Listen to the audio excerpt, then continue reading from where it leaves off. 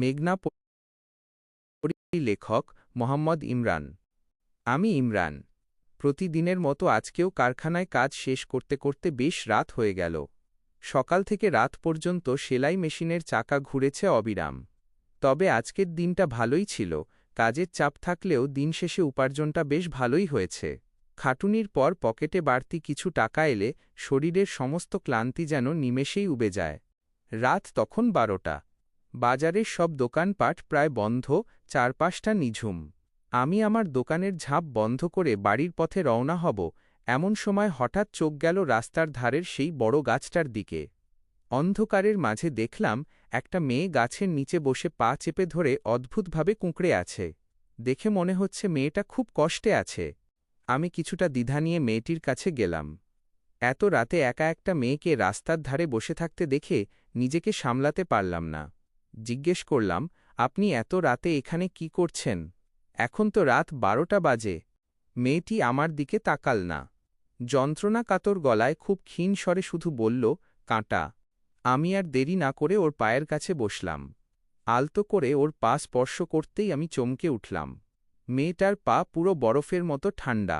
এই গরমের রাতেও মানুষের শরীর এত শীতল হতে পারে তা আমার জানা ছিল না। তবে তার চেয়েও বেশি অবাক হলাম মেয়েটার মুখের দিকে তাকিয়ে। এই অন্ধকারেও মেয়েটাকে অসাধারণ সুন্দর লাগছে, ঠিক যেন কোনো মানবী নয়, রূপকথার কোনো পরী। দেখলাম পায়ের তালুতে একটা বিষাক্ত কাঁটা একদম গভীর পর্যন্ত দেবে গিয়েছে। আমি নিরুপায় হয়ে আমার দাঁত দিয়ে চেপে ধরে কাঁটাটা বের করার চেষ্টা করলাম। কাঁটাগুলো মাংসের ভেতর পুরো ডুবে গিয়েছিল, তাই বের করতে খানিকটা দেরি হয়ে গেল। কাঁটা বের করার পর আমি ওর চোখের দিকে তাকিয়ে বললাম, এখন কি একটু আরাম লাগছে? আপনি কি বাড়ি যেতে পারবেন? মেয়েটি কোনো উত্তর দিল না। সে স্রেফ একদৃষ্টিতে আমার দিকে তাকিয়ে রইল। 2-3বার ডাকার পরও যখন কোনো সাড়া পেলাম না, তখন আমি ওর চোখের সামনে তুড়ি বাজালাম একটা। তুড়ির শব্দে মেয়েটির যেন ঘোর কাটল। সে আমার দিকে তাকিয়ে শান্ত গলায় বলল, হ্যাঁ, যেতে পারব। বলেই মেয়েটি ধীর পায়ে উঠে দাঁড়াল এবং বনের ধারের গভীর জঙ্গলের দিকে হাঁটতে শুরু করল। আমি কিছুক্ষণ সেই অন্ধকারের দিকে তাকিয়ে থাকলাম। তারপর নিজের বাড়ির পথ ধরলাম। ঘরে এসে বিছানায় শুয়ে পড়লেও ওই বরফশীতল পা আর মায়াবী মুখটা বারবার আমার চোখের সামনে ভাসতে লাগল। কখন যে আমি গভীর ঘুমে তলিয়ে গেলাম টেরও পেলাম না। সেদিনের পর আরও 1 সপ্তাহ কেটে গেল। কাজে বেশ মন দিয়েছি, আয় রোজগারও আলহামদুলিল্লাহ ভালোই হচ্ছে। একদিন কাজ সেরে বাড়ি ফিরলাম, রাতের খাবার খেয়ে লম্বা একটা ঘুম দিলাম। কিন্তু ওই মেয়েটির কথা বারবার মনে পড়ছিল। 1 সপ্তাহ পরের কথা। সেদিন কাজ একটু বেশি ছিল, দোকান বন্ধ করতে করতে রাত প্রায় 2টো বেজে গেল। চারপাশটা একদম নিঝুম, ঝিঁঝি পোকার ডাক শোনা যাচ্ছে। ঠিক তখন দেখি সেই মেয়েটি আবার আমার দোকানের সামনে এসে দাঁড়িয়েছে, হাতে এক টুকরো কাপড়। মেয়েটি শান্ত গলায় বলল, আমাকে একটা জামা তৈরি করে দেবেন? আমি অবাক হয়ে ওর দিকে তাকালাম। বললাম, এত রাতে? আপনি তো সকালেও আসতে পারতেন। মাঝরাতে এভাবে আসার তো কোনো দরকার ছিল না। মেয়েটি ম্লান হেসে বলল, সকালে আমি আসতে পারব না, অনেক কাজ থাকবে। তাই এখনই কাপড়টা নিয়ে এলাম। আমি আর না করতে পারলাম না। বন্ধ করতে যাওয়া দোকানটা আবার খুললাম। মেয়েটি তার হাতের কাপড়টা বের করল। কাপড়টা হাতে নিতেই আমার চোখ কপালে উঠল। এত সুন্দর কাপড় আমি আমার জীবনে দেখিনি। যেমন রং তেমনি তার বুনন। হাত দিতেই মনে হলো যেন একদলা তুলো ধরে আছি, অসম্ভব নরম আর মোলায়েম। আমি বিস্ময় নিয়ে জিজ্ঞেস করলাম, এত সুন্দর কাপড় আপনি কোথায় পেলেন? মেয়েটি হালকা হেসে বলল, পেয়েছি আমার রাজ্য থেকে। আমি ভ্রু কুঁচকে তাকালাম। আপনার রাজ্য মানে? আপনি কোথায় থাকেন? মেয়েটি আমার সব প্রশ্নের উত্তর দিল না। কিছু কিছু প্রশ্নের উত্তর না দিয়ে সে শুধু একটা রহস্যময় মুচকি হাসি হাসল। তারপর বলল, কাল রাতে আমি আবার আসব মাপটা দিতে। কথাটা বলেই মেয়েটি অন্ধকারের মিশে গেল। আমি কিছুক্ষণ স্তব্ধ হয়ে দাঁড়িয়ে রইলাম। এই মেয়েটিকে, তার রাজ্যই বা কোথায়? আর এত সুন্দর কাপড়ই বা সে কোথায় পায়? সব মিলিয়ে মাথাটা কেমন ঝিমঝিম করতে লাগল। ভাবতে ভাবতে দোকানের ঝাঁপটা টেনে তালা লাগিয়ে দিলাম। তারপর বাড়িতে এসে হাত মুখ ধুয়ে খাবার খেয়ে শুয়ে পড়লাম। কিন্তু বিছানায় এপাশ ওপাশ করছি আর ভাবছি, কাল রাতে মেয়েটি যখন মাপ দিতে আসবে তখন হয়তো তার রহস্যের কিছুটা সমাধান হবে। ওই তুলতুলে কাপড়ের স্পর্শ যেন আমার আঙুলের ডগায় লেগে রইল।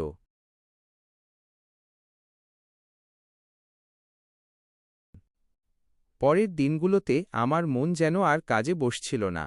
সারাক্ষণ ওই মায়াবী মেয়েটার আর অদ্ভুত কাপড়টার কথা মনে পড়ছিল। রাত 12টা বাজার আগেই আমি দোকানের সব কাজ গুছিয়ে নিলাম। অপেক্ষা করতে করতে শরীরটা ক্লান্তিতে ভেঙে আসছিল। কখন যে সেলাই মেশিনের ওপর মাথা রেখে ঘুমিয়ে পড়েছি টেরও পাইনি। হঠাৎ গায়ে একটা শীতল হাতের স্পর্শ পেয়ে আমার ঘুম ভেঙে গেল। চোখ মেলে তাকাতেই চমকে উঠলাম, সেই মেয়েটি। আজ তাকে অন্য দিনের চেয়েও অনেক বেশি সুন্দর আর উজ্জ্বল দেখাচ্ছে।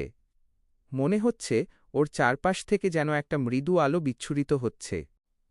আমি চোখ কচলাতে কচলাতে বললাম, আপনার অপেক্ষা করতে করতে কখন যে ঘুমিয়ে পড়েছি বুঝতেই পারিনি। একটু দেরি হয়ে গেল কি? মেয়েটি অদ্ভুত এক শান্ত হাসল। আমি আর দেরি না করে ফিতা হাতে নিয়ে তার জামার মাপ নিতে এগিয়ে গেলাম। কাজের খাতিরে একদম কাছাকাছি দাঁড়াতে হলো আমাকে। এত সুন্দর আর অপার্থিব রূপের একজন মেয়ের মাপ নিতে গিয়ে আমার হাত কাঁপছিল, এক ধরনের জড়তা আর লজ্জা আমায় ঘিরে ধরল। বুকের আর হাতের মাপ নেওয়ার পর যখন কোমরের মাপ নিতে যাব তখন আমি যেন আর নড়তে পারছি না। লজ্জায় আমার কান গরম হয়ে আসছিল। মেয়েটি আমার দ্বিধা আর লজ্জা বুঝতে পারল। সে নিজ থেকেই এগিয়ে এসে আমার হাতটা ধরল এবং ফিতাটা ঘুরিয়ে তার কোমরের ওপর রাখল। মেয়েটি আমার চোখের দিকে তাকিয়ে খুব সহজ গলায় বলল, এটাই তো তোমার কাজ। তুমি মিছেই লজ্জা পাচ্ছ কেন? আমি তোতলাতে তোতলাতে বললাম, আসলে আমি ঠিক এমনটা। মানে? লজ্জায় আমার কথা আটকে যাচ্ছিল। মাপ নেওয়া শেষ হলে আমি খাতাটা বের করলাম। আমাদের কারখানায় নিয়ম হল মাপের ওপরে কাস্টমারের নাম লিখে রাখা, নইলে পরে চেনা মুশকিল হয় কার জামা কোনটা। আমি পেন্সিলটা উঁচিয়ে মেয়েটাকে জিজ্ঞেস করলাম, আপনার নামটা কি? মাপের খাতায় নামটা লিখতে হবে, নয়তো পরে ভিড়ের মধ্যে আপনার কাজটা খুঁজে পাব না। মেয়েটি কিছুক্ষণ চুপ থেকে আমার দিকে তাকিয়ে রইল। তারপর খুব মিষ্টি করে বলল, আমার নাম মেঘনা। মেঘনা। আমি মনে মনে নামটা একবার আওড়ালাম। নামটা যেমন সুন্দর, মেয়েটিও ঠিক তেমনই রহস্যময়ী। খাতায় বড় করে লিখে রাখলাম, মেঘনা। সেদিন রাতে জঙ্গল দিয়ে মেঘনা যখন চলে যাচ্ছিল আমি অপলক দৃষ্টিতে তাকিয়ে রইলাম। আমার সাধারণ জীবনের এই অসাধারণ মেঘনা যে আসলে কে তা জানার তৃষ্ণাটা যেন আরও বেড়ে গেল। বাড়ির পথে হাঁটতে হাঁটতে ভাবলাম, পরীদের গল্প কি তবে সত্যিই হয়, নাকি আমার কারখানার এই ঘেরাটোপে কোনো রূপকথা এসে ধরা দিয়েছে? পরের দিন দোকানে গিয়েই আমি মেঘনার জামাটা নিয়ে বসলাম। সাধারণত যে সময় আমি 5টা জামা তৈরি করি, আজ সেই পুরোটা সময় ব্যয় করলাম শুধু মেঘনার এই একটা জামার পেছনে। খুব নিখুঁতভাবে অতি যত্ন নিয়ে প্রতিটি সেলাই দিলাম। কাপড়ের মান যেমন রাজকীয়, কাজটাও তেমনি রাজকীয় হওয়া চাই। সেদিন রাত 1টা। চারপাশ নিঝুম হয়ে এসেছে, ঠিক তখনই মেঘনা হাজির হল। আমি জামাটা হাতে নিয়ে তার সামনে দাঁড়ালাম। আমার মনে এক ধরনের কৌতূহল কাজ করছিল, তাই সরাসরি জিজ্ঞেস করে বসলাম, আপনি এই মাঝরাতে একা একা আসেন কেন? আপনার কি বাড়িতে আর কেউ নেই? মেঘনা আমার দিকে মায়াবী চোখে তাকিয়ে শান্ত স্বরে বলল, আমি একাই থাকি। ওর উত্তর শুনে মনটা কেমন যেন বিষণ্ণ হয়ে গেল। এত সুন্দর একটা মেয়ে এই গহীন বনের পাশে একা থাকে। আমি আর কথা না বাড়িয়ে জামাটা ওর হাতে বাড়িয়ে দিলাম। বললাম, জামাটা একবার ট্রায়াল দিয়ে দেখতে পারেন ঠিক হয়েছে কি না। আমি দোকানের বাইরে দাঁড়াচ্ছি, আপনি ভেতরে গিয়ে পরে দেখে নিন। আমার কথা শুনে মেঘনা মৃদু মাথা নেড়ে বলল, না না, এখন না, আমি এটা বাড়ি গিয়েই পরব। আমি বললাম, আচ্ছা ঠিক আছে, আশা করি মাপ একদম ঠিক হয়েছে। মেঘনা যাওয়ার জন্য পা বাড়াল। তবে যাওয়ার ঠিক আগ মুহূর্তে সে একবার থামল। তারপর আমার দিকে ঘুরে তাকিয়ে এমন এক মায়াবী হাসি দিল, যা আমি আগে কখনো দেখিনি।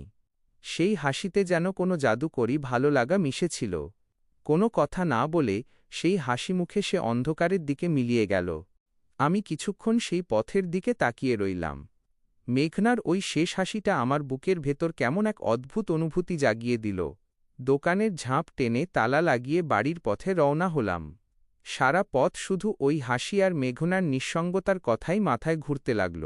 বাড়িতে এসে শুয়ে পড়লেও চোখে ঘুম নেই, কেবলই মনে হচ্ছে মেঘনা কি সত্যিই কোনো সাধারণ মানুষ, নাকি বনের সেই রহস্যময়ী পরী?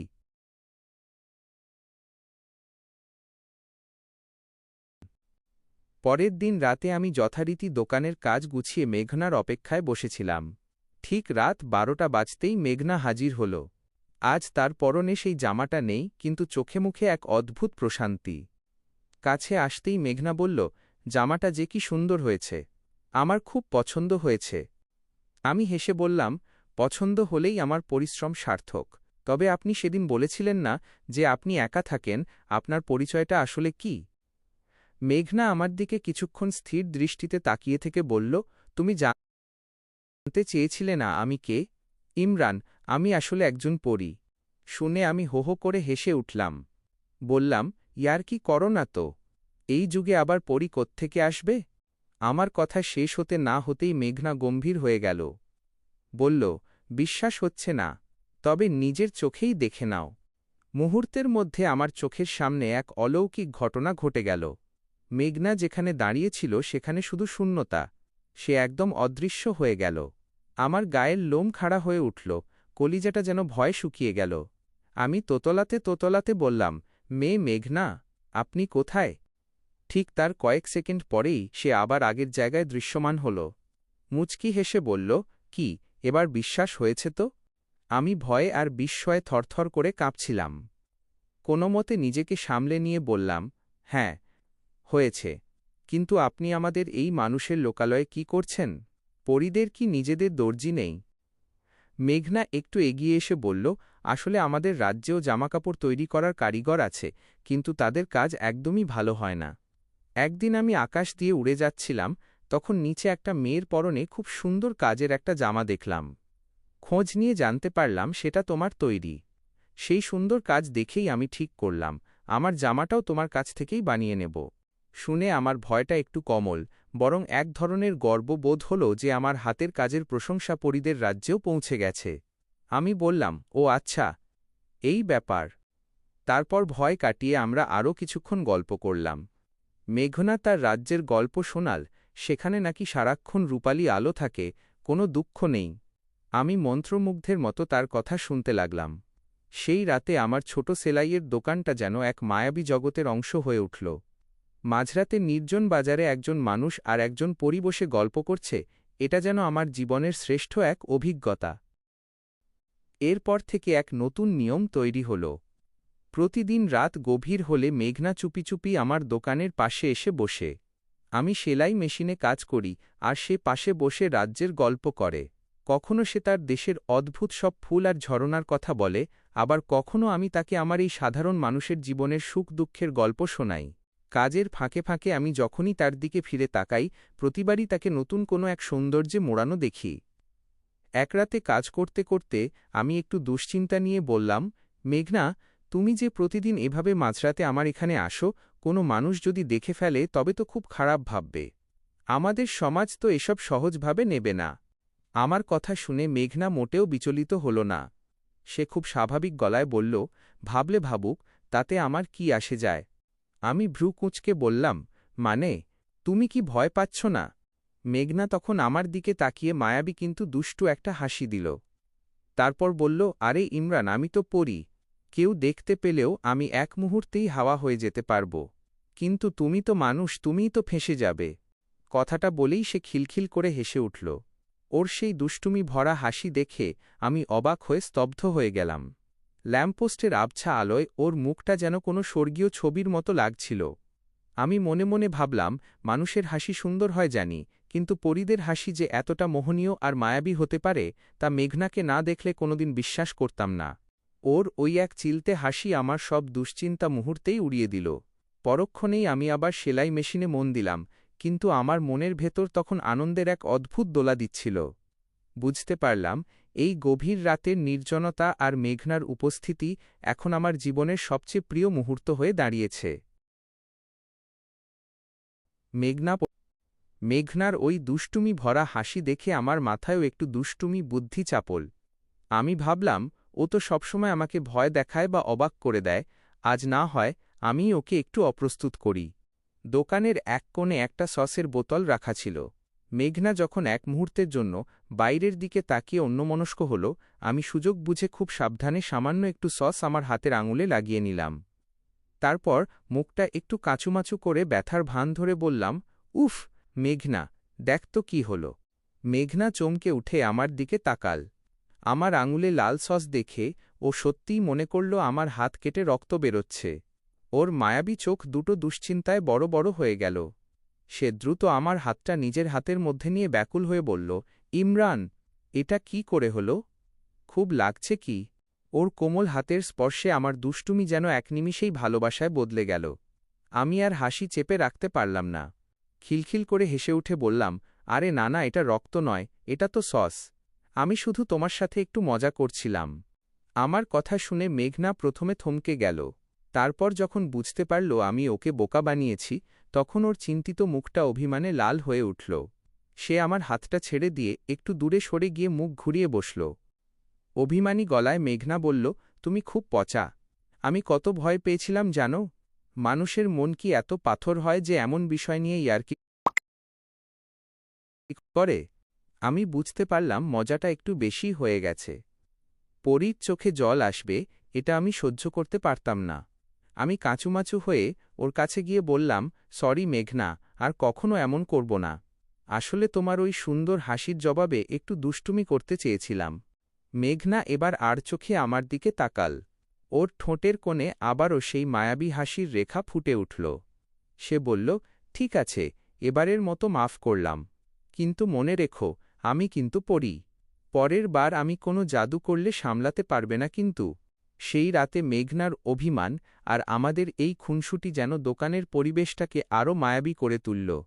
সেলাই মেশিনের খটখট শব্দের মাঝে একজন মানুষের আর একজন পরীর এই খুনসুটিগুলো মহাকালের পাতায় যেন এক অদ্ভুত গল্প হয়ে জমা হতে লাগল। রাতটা অন্যদিনের মতোই নিঝুম ছিল। মেঘনা আমার ঠিক পাশেই বসে আছে। আমি মেশিনে কাজ করছি আর ও রাজ্যের গল্প বলছে। কিন্তু সত্যি বলতে আজ আমার মন কাজে একদমই ছিল না। কাজের ফাঁকে ফাঁকে আমি বারবার মেঘনার দিকে তাকাচ্ছিলাম। ল্যাম্পপোস্টের ম্লান আলোয় ওর মায়াবী চেহারাটা আজ যেন আরও বেশি উজ্জ্বল লাগছিল। কি এক অদ্ভুত টান ওই মুখে। মেঘনার দিকে তাকিয়ে থাকতে থাকতে কখন যে অসাবধান হয়ে গিয়েছি বুঝতেই পারিনি। হঠাৎ একটা তীক্ষ্ণ যন্ত্রণায় আমার পুরো শরীর কেঁপে উঠল। সেলাই মেশিনের সুইটা সরাসরি আমার আঙুলের ভেতর দিয়ে গেঁথে গেল। আমি যন্ত্রণায় আর্তনাদ করে উঠলাম, উফ মা গো! শব্দটা শুনেই মেঘনা ছিটকে কাছে এল। আমার আঙুল দিয়ে রক্ত ঝরতে দেখে ওর মায়াবী চোখ দুটো জলে ভরে গেল। ও ব্যাকুল হয়ে দোকান থেকে মলম আর ব্যান্ডেজ খুঁজে বের করল। খুব যত্ন করে কাঁপা কাঁপা হাতে ও আমার আঙুলে মলম লাগিয়ে ব্যান্ডেজ করে দিল। ওর চোখে তখন জল টলমল করছে, যেন ব্যথাটা ওর নিজেরই লাগছে। হঠাৎ করেই মেঘনা আবেগপ্রবণ হয়ে আমায় জড়িয়ে ধরল। আমি তো পুরো অবাক। লজ্জায় আমার কান মুখ লাল হয়ে গেল, হৃদস্পন্দন যেন কয়েক গুণ বেড়ে গেল। একজন পরী আমাকে এভাবে আগলে ধরবে, এটা আমার কল্পনাতেও ছিল না। কিছুক্ষণ পর মেঘনা নিজেকে একটু সরিয়ে নিয়ে দূরে গিয়ে দাঁড়াল। আমার হাতের ব্যান্ডেজ করা আঙুলটার ওপর আলতো করে একটা চুমু খেয়ে ধরা গলায় বলল, প্লিজ ইমরান, সাবধানে কাজ করবে। ইস, সব আমারই ভুল। আমি যদি আজ না আসতাম তবে হয়তো তোমার হাতটা এভাবে কাটত না। আমি তোমার মনোযোগ নষ্ট করেছি। আমি মেঘনার দুহাত নিজের হাতের মুঠোয় নিয়ে ধীর স্বরে বললাম, না মেঘনা, তুমি ফালতু নিজেকে দোষ দিও না। আসলে দোষটা আমারই ছিল। আমি তোমার দিকে তাকিয়েছিলাম বলে খেয়াল করিনি। তুমি আছো বলেই তো আমার এই সাধারণ কাজগুলো এত আনন্দের মনে হয়। মেঘনা আমার চোখের দিকে তাকাল। ওর ভেজা চোখে তখন এক অদ্ভুত মায়া আর কৃতজ্ঞতা। সেই রাতে আমার আঙুলের ব্যথাটা যেন মেঘনার ভালোবাসার স্পর্শে একদম মিলিয়ে গেল। দোকানের ছোট ঘরটা তখন এক অপার্থিব নিস্তব্ধতায় ডুবে আছে, যেখানে একজন মানুষ আর একজন পরীর ভালোবাসার সময়ের সীমা ছাড়িয়ে যাচ্ছিল। মেঘনা পরী লেখক মোহাম্মদ ইমরান। আমার আঙুলের আঘাত দেখে মেঘনা যেন আর স্থির থাকতে পারছিল না। আমি আবার সেলাই মেশিনের দিকে হাত বাড়াতে গেলে সে শক্ত করে আমার হাতটা ধরে ফেলল। বড় বড় চোখ করে শাসন করার স্বরে বলল, আজ আর এক ফোঁটাও কাজ নয়। এই অবস্থায় তুমি আর মেশিনে হাত দেবে না। আমি অবাক হয়ে বললাম, আরে কাজ না করলে চলবে কি করে? অনেকগুলো অর্ডার জমে আছে তো। মেঘনা কোনো কথা শুনল না। সে পাশের ছোট্ট টুলটায় আরাম করে বসল এবং নিজের কোলের ওপর আলতো করে চাপড় দিয়ে বলল, এখানে মাথা রেখে চুপচাপ শুয়ে পড়ো তো। আজ তোমাকে আমি একটুও নড়তে দেব না। ওর কথা শুনে আমি থতমত খেয়ে গেলাম। আমতা আমতা করে বললাম, না না, কি বলছো এসব?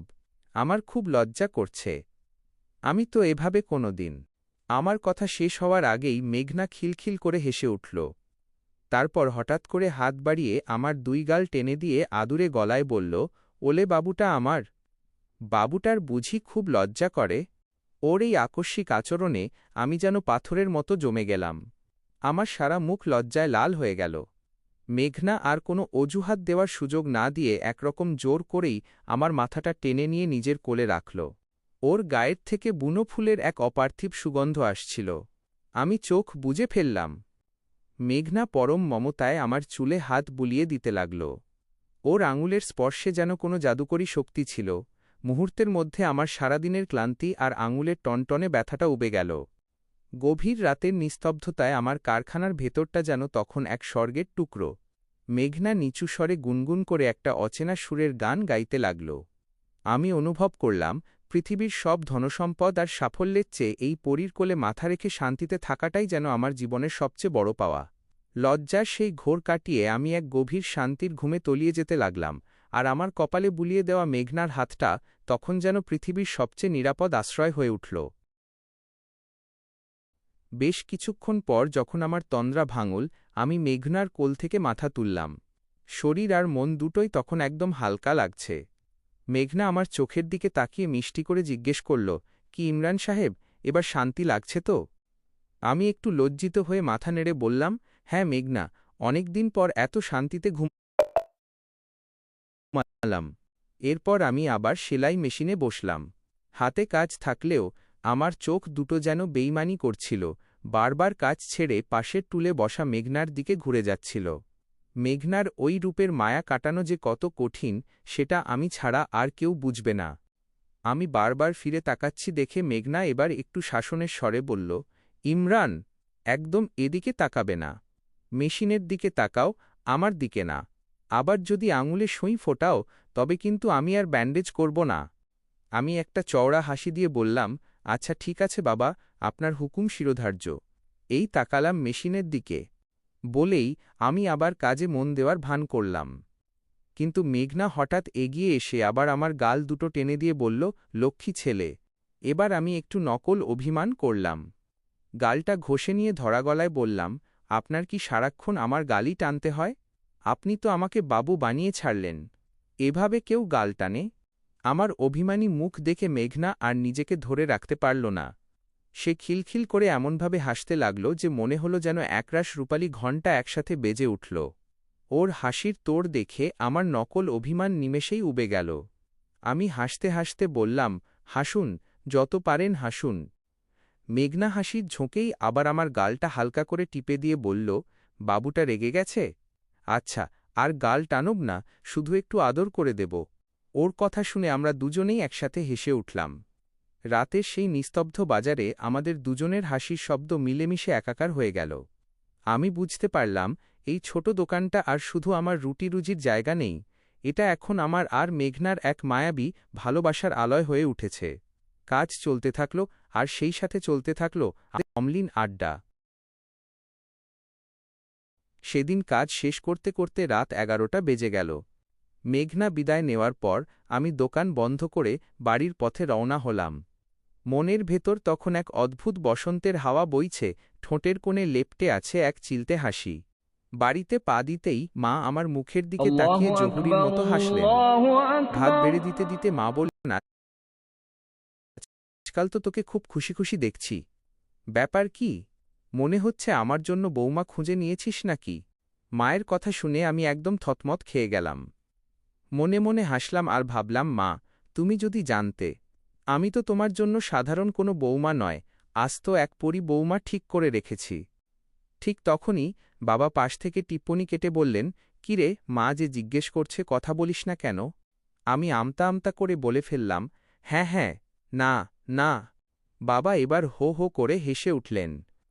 কি রে? হ্যাঁ হ্যাঁ, আবার না না, এর মানে কি? আমি লজ্জায় লাল হয়ে গেলাম।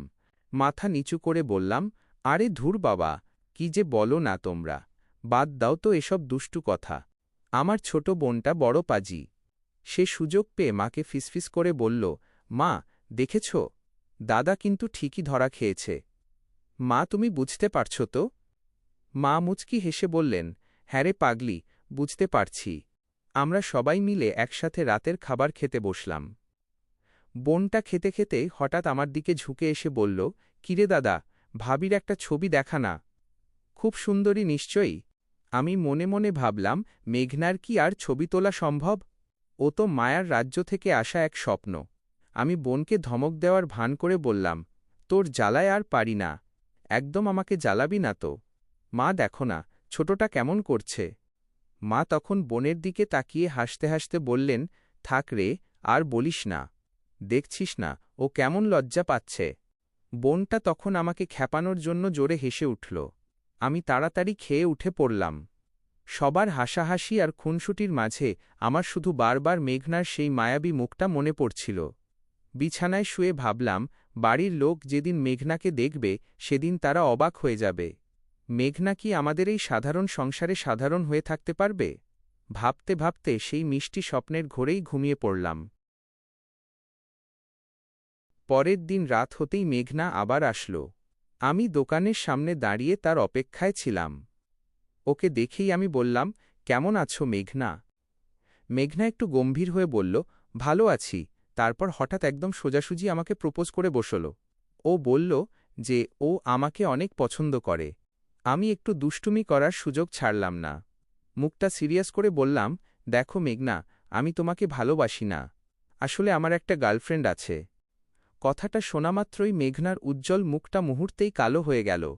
ওর চোখে টলমল জল চিকচিক করে উঠল।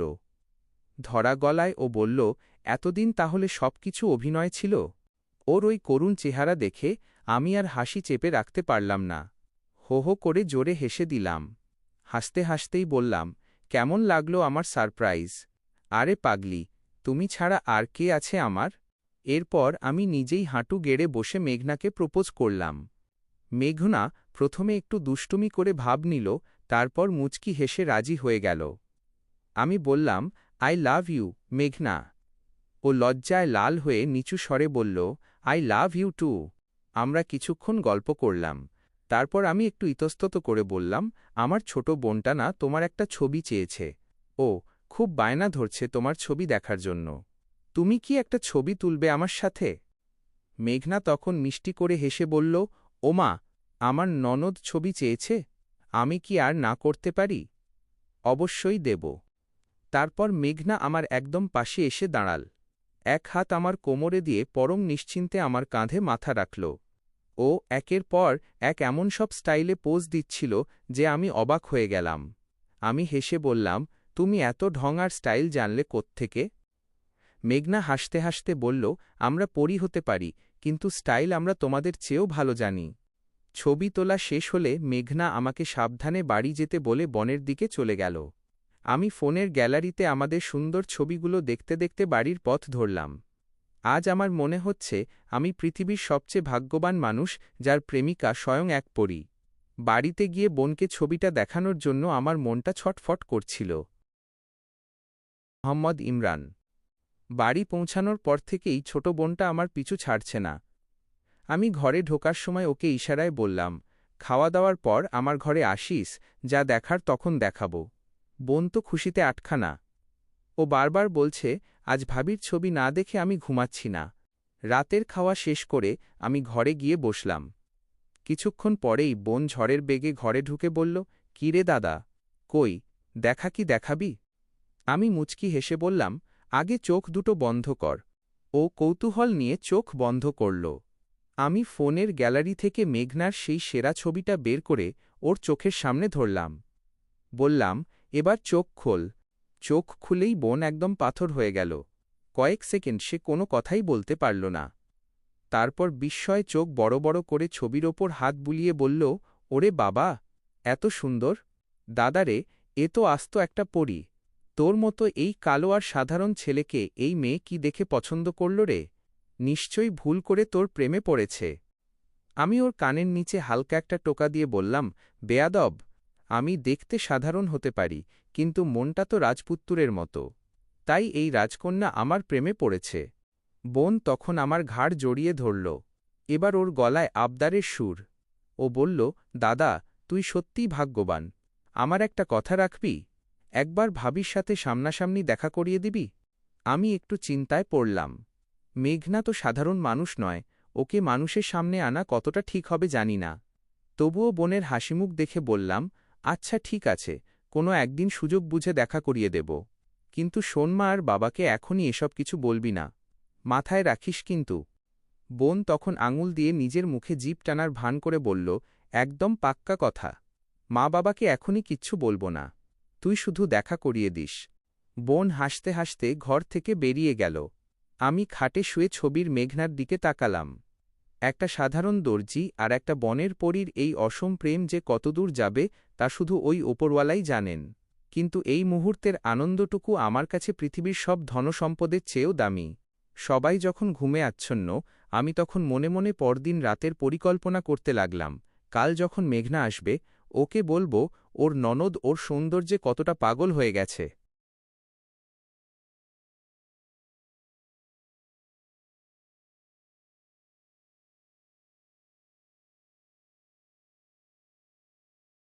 পরের দিন রাতে দোকানে কাজ করার সময় আমার মনটা যেন বারবার বাড়িতে পড়েছিল।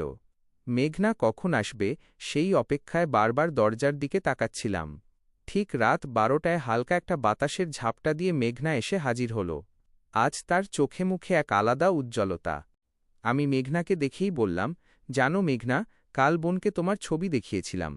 ও তো পুরো পাগল হয়ে গেছে। বিশ্বাসই করতে পারছে না আমার মতো ছেলের কপালে তোমার মতো পরি জুটেছে। মেঘনা খিলখিল করে হেসে উঠল। আমার গালটা আলতো করে টিপে দিয়ে বলল, বোনটা ঠিকই বলেছে, কিন্তু সে তো জানে না এই দর্জি ছেলেটার মনের ভেতরে একটা আস্ত রাজপ্রাসাদ আছে। আমি তখন আসল কথাটা পারলাম।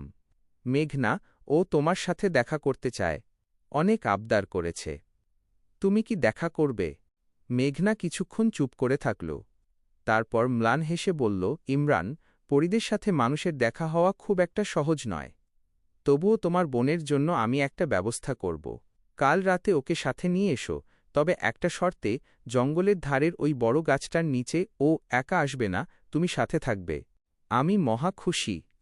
পরের দিন রাত হতেই ছোট বোনকে চুপি চুপি তৈরি হতে বললাম। মা বাবা ঘুমিয়ে পড়লে আমরা দুই ভাই বোন পা টিপে টিপে বাজারের সেই পুরনো বটগাছটার দিকে রওনা হলাম। বোনের হাতটা ভয়ে কাঁপছিল, ও বারবার বলছিল, দাদা, সত্যিই ভাবি আসবে তো? গাছতলায় পৌঁছাতেই দেখলাম এক অদ্ভুত আলোয় চারপাশটা ভরে গেছে। হঠাৎ জঙ্গল থেকে মায়াবী একটা রূপ নিয়ে মেঘনা বেরিয়ে এল। ওর পরনে সেই আমার সেলাই করা নীল জামাটা। চাঁদের আলোয় ওকে দেখে মনে হচ্ছিল আকাশ থেকে কোনো তারা নেমে এসেছে। বোন তো পুরো থ হয়ে দাঁড়িয়ে রইল। মেঘনা এগিয়ে এসে বোনের হাত ধরল। ওর বরফশীতল হাতের ছোঁয়ায় বোন চমকে উঠল ঠিকই, কিন্তু মেঘনার মিষ্টি হাসি দেখে সব ভয় ভুলে গেল। মেঘনা ওর গলায় একটা ছোট পাথরের লকেট পরিয়ে দিয়ে বলল, এটা তোমার জন্য ননদিনী।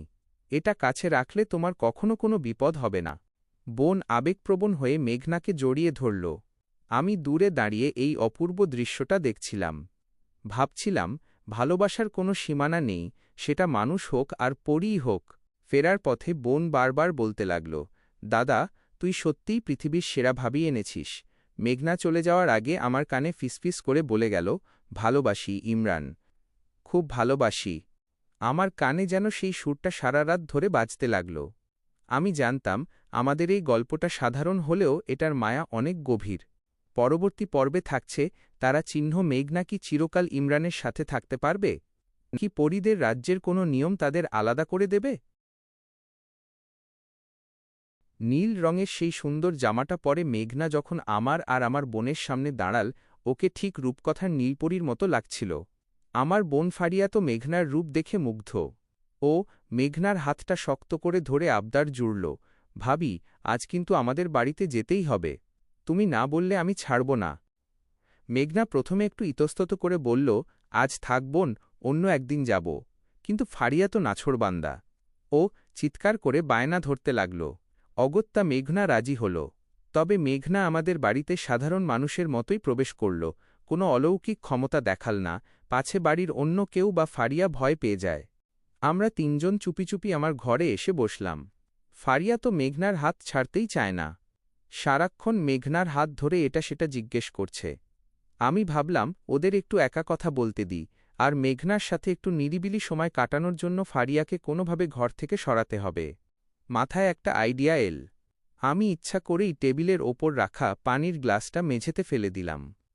তারপর ফারিয়াকে বললাম, ইস, দেখ তো কি হল।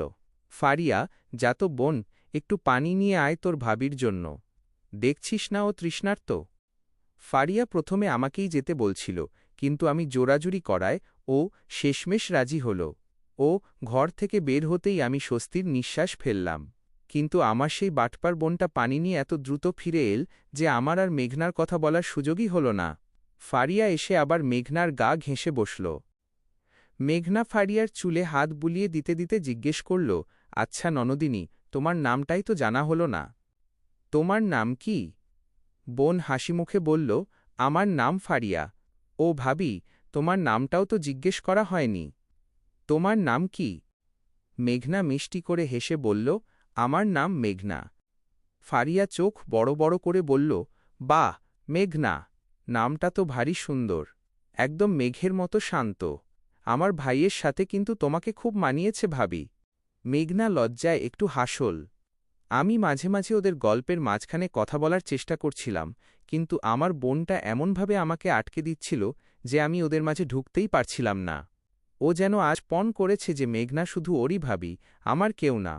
আমি অসহায় হয়ে ওদের দুই ননদ ভাবির আড্ডা দেখতে লাগলাম। মেঘনা মাঝে মাঝে আমার দিকে তাকিয়ে দুষ্টুমি করে চোখ টিপছিল, যা দেখে আমার বুকটা খুশিতে ভরে উঠছিল। সেই রাতে আমার ছোট ঘরটা যেন চাঁদের আলোয় আর দুই বোনের হাসিতে এক স্বর্গীয় রূপ নিল।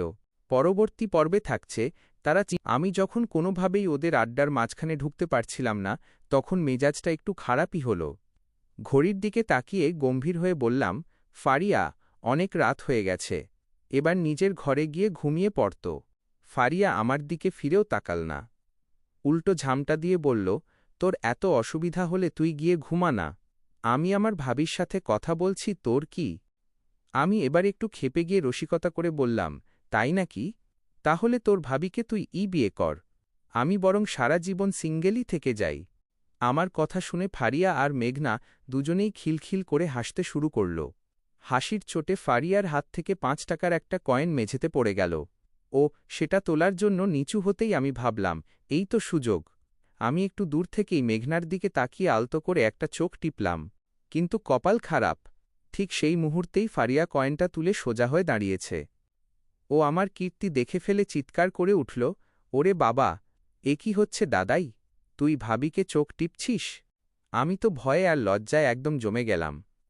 আমতা আমতা করে বললাম, কই, কি হচ্ছে? তোর চোখে কি ধুলোবালি পড়েছে নাকি? আমি তো এমনিই তাকালাম। ফারিয়া আমাকে ছাড়ার পাত্রী নয়। ও হাসতে হাসতে মেঘনাকে বলল, দেখো ভাবি, দাদা কত পাকা হয়ে গেছে। আমি আর চোখে মেঘনার দিকে তাকালাম। বেচারি লজ্জায় আর কোনো কথাই বলতে পারছে না। সে মুখটা একদম নিচু করে ওড়না খুঁটছে। ওর সেই লজ্জামাখা মুখটা দেখে আমার মনে হল, পরীরা যখন লজ্জা পায় তখন তারা মানুষের চেয়েও অনেক বেশি মায়াবী হয়ে ওঠে। ফারিয়া এবার আমাকে জব্দ করতে মেঘনার আরও কাছে ঘেঁষে বসল। আমি মনে মনে ভাবলাম, নিজের বোন যখন কাবাব মে হাড্ডি হয় তখন প্রেম করা যে কত কঠিন। কিন্তু এই খুনসুটি আর মেঘনার ওই মিষ্টি লজ্জার মুহূর্তগুলোই যেন আমাদের এই বিচিত্র প্রেমকে আরও পূর্ণতা দিচ্ছিল।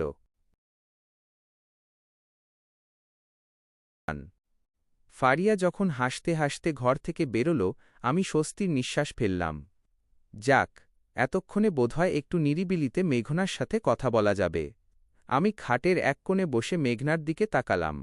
ও তখনও মাথা নিচু করে মিটিমিটি হাসছে। আমি একটু ভাব নিয়ে বললাম, কি ব্যাপার মেঘনা? আমার বোন তো তোমায় পুরো দখল করে নিয়েছে, আমাকে তো পাত্তাই দিচ্ছ না। মেঘনা হঠাৎ মাথা তুলল। ওর চোখে তখন এক অদ্ভুত দুষ্টুমির ঝিলিক। ও আমার একদম কাছে এসে বসল। ওর শরীরের সেই শীতল পরশ আর বুনো ফুলের ঘ্রাণে আমার নেশা লেগে যাচ্ছিল। মেঘনা আমার চোখের দিকে তাকিয়ে খুব গম্ভীর গলায় বলল, ইমরান, তুমি যে আমাকে চোখ টিপলে জানো এটার শাস্তি কি? আমি অবাক হয়ে বললাম, শাস্তি? একটা চোখ টিপলে আবার কিসের শাস্তি? মেঘনা এবার একটা রহস্যময় হাসি দিল। হঠাৎ ও ওর ডান হাতের তর্জনী দিয়ে আমার কপালে একটা টোকা দিল। সাথে সাথে আমার সারা শরীর যেন জমে পাথর হয়ে গেল। আমি নড়াচড়া করতে পারছি না, কথা বলতে পারছি না, পুরো মূর্তির মতো বসে আছি। মেঘনা এবার আমার সামনে দাঁড়িয়ে দুই গালে হাত দিয়ে আদুরে গলায় বলল, কেমন লাগল? এখন তো তুমি আমার বন্দী। আমি শুধু বড় বড় চোখ করে ওর দিকে তাকিয়ে আছি। মেঘনা আমার নাকের ডগা একটা চিমটি কেটে দিয়ে বলল, তুমি তো সারাক্ষণ আমাকে বাবু বলে খ্যাপাও, এখন বলো কে বাবু? নড়তে পারছ না তো? আমি মনে মনে হাসছিলাম আর ভাবছিলাম এই পরীর পাল্লায় পড়ে আমার কি দশা হবে। মেঘনা এবার আমার কানের কাছে মুখ এনে ফিসফিস করে বলল, শাস্তি আরও আছে। ও আমার শার্টের বোতামগুলো একটা একটা করে উল্টোপাল্টা করে দিতে লাগল আর খিলখিল করে হাসতে লাগল। ওকে এত খুশি দেখে আমার বুকটা ভরে উঠল। কিছুক্ষণ পর মেঘনা আবার তুড়ি বাজাতেই আমার শরীরের জড়তা কেটে গেল। আমি সাথে সাথে ওর হাতটা ধরে ফেললাম। বললাম, খুব তো জাদু দেখাচ্ছ। দাঁড়াও, এবার আমার পালা। আমি ওকে ধরার জন্য হাত বাড়াতেই ও এক পলকে অদৃশ্য হয়ে গেল। ঘরের কোণ থেকে ওর হাসির শব্দ ভেসে আসছে, কিন্তু ওকে দেখা যাচ্ছে না। আমি বললাম, মেঘনা, এটা কিন্তু চিটিং। সামনে এসো। হঠাৎ মেঘনা আমার ঠিক পেছনে এসে দাঁড়িয়ে আমার কাঁধে হাত রাখল। আমি ঘুরে তাকাতেই ও দুষ্টুমি করে আবার আমার গালটা টেনে দিয়ে বলল, আই লাভ ইউ, আমার ভীতু দর্জি সাহেব। সেদিন রাতে আমরা অনেক গল্প করলাম, খুনসুটি করলাম। মেঘনা শুধু সুন্দরীই নয়, ও যে এত মজার একটা মেয়ে তা আগে বুঝিনি। ওর এই ছোট ছোট দুষ্টুমিগুলো আমাদের ভালোবাসাকে যেন আরও রঙিন করে তুলছিল। কিন্তু গল্পের এই আনন্দের মাঝেও কোথাও একটা ভয় কাজ করছিল, মেঘনার এই জাদুর দুনিয়া কি বাস্তবের সাথে চিরকাল মিশে থাকতে পারবে? সেদিন রাতে মেঘনার জাদুকরী ছোঁয়ায় আর ওর কোলের উষ্ণতায় আমি কখন যে গভীর ঘুমে তলিয়ে গেলাম টেরও পাইনি। ঘুম যখন ভাঙল, দেখলাম সকালের নরম আলো জানলা দিয়ে আমার মুখে এসে পড়ছে। বিছানা ফাঁকা, মেঘনা নেই। ও হয়তো রাত শেষ হওয়ার আগেই ওর নিজের রাজ্যে ফিরে গিয়েছে। সারাদিন কারখানায় কাজ করার সময় শুধু রাতের ওই মুহূর্তগুলোর কথা মনে পড়ছিল। কখন রাত হবে আর কখন মেঘনার দেখা পাব, এই চিন্তায় আমার সেলাই মেশিনের চাকা যেন আজ আরও দ্রুত ঘুরছিল। রাত তখন 10টা। দোকানের কাজ গুছিয়ে আমি একটু তাড়াতাড়িই বেরোলাম। জঙ্গলের ধারের সেই নির্দিষ্ট জায়গাটাতে আসতেই দেখি মেঘনা সেখানে আগে থেকেই দাঁড়িয়ে আছে। আজ ওকে দেখে মনে হচ্ছে ও খুব চঞ্চল। আমাকে দেখেই মেঘনা দৌড়ে কাছে এল। আমি কিছু বলার আগেই ও আমার হাতটা ধরে এক ঝটকায় টেনে নিয়ে বনের আরও গভীরে যেতে লাগল। আমি অবাক হয়ে বললাম, আরে, কি ব্যাপার মেঘনা? এত তাড়াহুড়ো করছ কেন? মেঘনা থামল না। ও হাসতে হাসতে বলল, আজ আমাদের অনেক কাজ। তুমি তো শুধু আমায় তোমার ঘর দেখিয়েছ, আজ আমি তোমাকে আমার প্রিয় জায়গাগুলো দেখাব। বনের ভেতরে একটা স্বচ্ছ ঝরনার সামনে এসে আমরা থামলাম। ঝরনার পানিগুলো চাঁদের আলোয় রূপোর মতো চকচক করছে। মেঘনা হঠাৎ ঝরনার পানি আমার দিকে ছিটিয়ে দিয়ে বলল, কেমন লাগছে? আমি ভিজে একাকার। আমি বললাম, দাঁড়াও, দেখাচ্ছি মজা। বলে আমিও পানি নিয়ে ওর দিকে ছুড়লাম।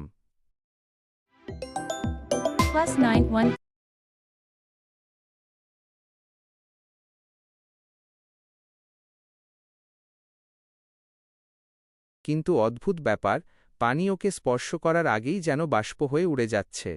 মেঘনা খিলখিল করে হেসে উঠল। ভুলে যেও না ইমরান, আমি পড়ি। আমাকে ভেজানো এত সহজ নয়। আমিও ছাড়ার পাত্র নই।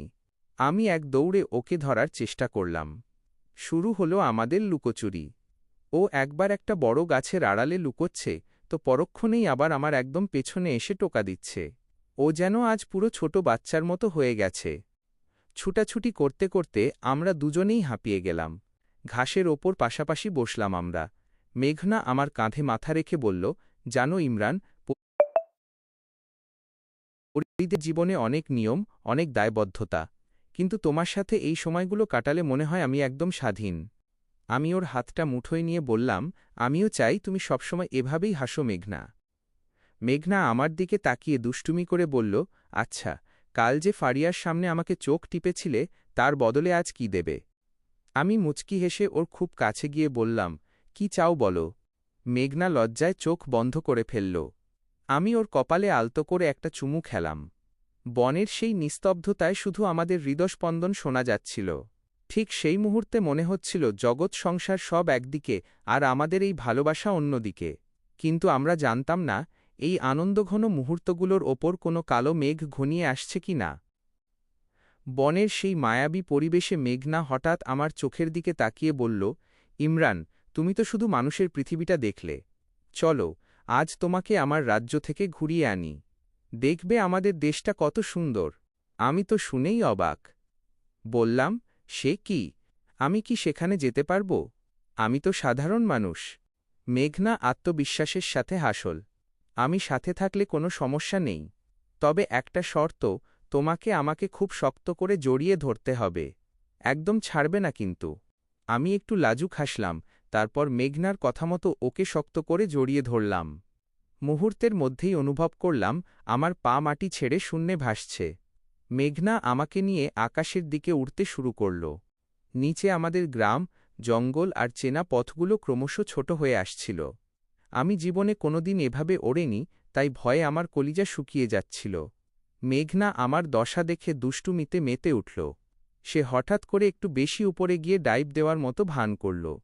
আমি ভয়ে চোখ বন্ধ করে চিৎকার করে উঠলাম, ওরে বাবা, মেঘনা, পড়ে যাব তো। মেঘনা খিলখিল করে হাসতে লাগল। ভয় পাচ্ছ কেন? আমি তো আছি। সে আমাকে আরও ভয় দেখানোর জন্য শূন্যে একটু দুলুনি দিল।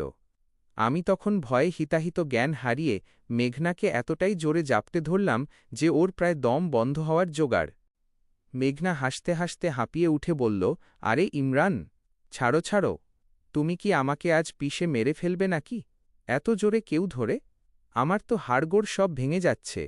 ওর কথা শুনে আমি একটু অপ্রস্তুত হলাম। লজ্জায় জড়তা কাটিয়ে একটু ঢিলে করে ধরলাম, কিন্তু পুরোপুরি ছাড়লাম না। মেঘনা আমার কানের কাছে মুখ এনে ফিসফিস করে বলল, ভয় নেই পাগল, আমার ওপর ভরসা রাখো। দেখো, আমরা প্রায় পৌঁছে গেছি। আমি চোখ মেলে তাকালাম। সামনে যা দেখলাম তা কোনোদিন কল্পনাতেও ভাবিনি। মেঘ ভেদ করে আমরা এক আলোকময় রাজ্যে প্রবেশ করছি, যেখানে গাছপালা সব রূপালী রঙের আর আকাশটা যেন হাজার হাজার হীরের টুকরো দিয়ে সাজানো। মেঘনার হাত ধরে আমি মানুষের পৃথিবী ছেড়ে এক অলৌকিক পরীর দেশে পা রাখলাম। পরবর্তী পর্বে থাকছে তারা চিহ্নপরীর রাজ্যে ইমরানের অভিজ্ঞতা কেমন হবে। পরীর রাজ্যে পা রাখতেই আমি বিস্ময়ে বিমূঢ় হয়ে গেলাম। চারপাশটা যেন রূপকথার বইয়ের পাতা থেকে উঠে আসা কোনো দৃশ্য। মেঘনা যখন আমার হাত ধরে হাঁটছে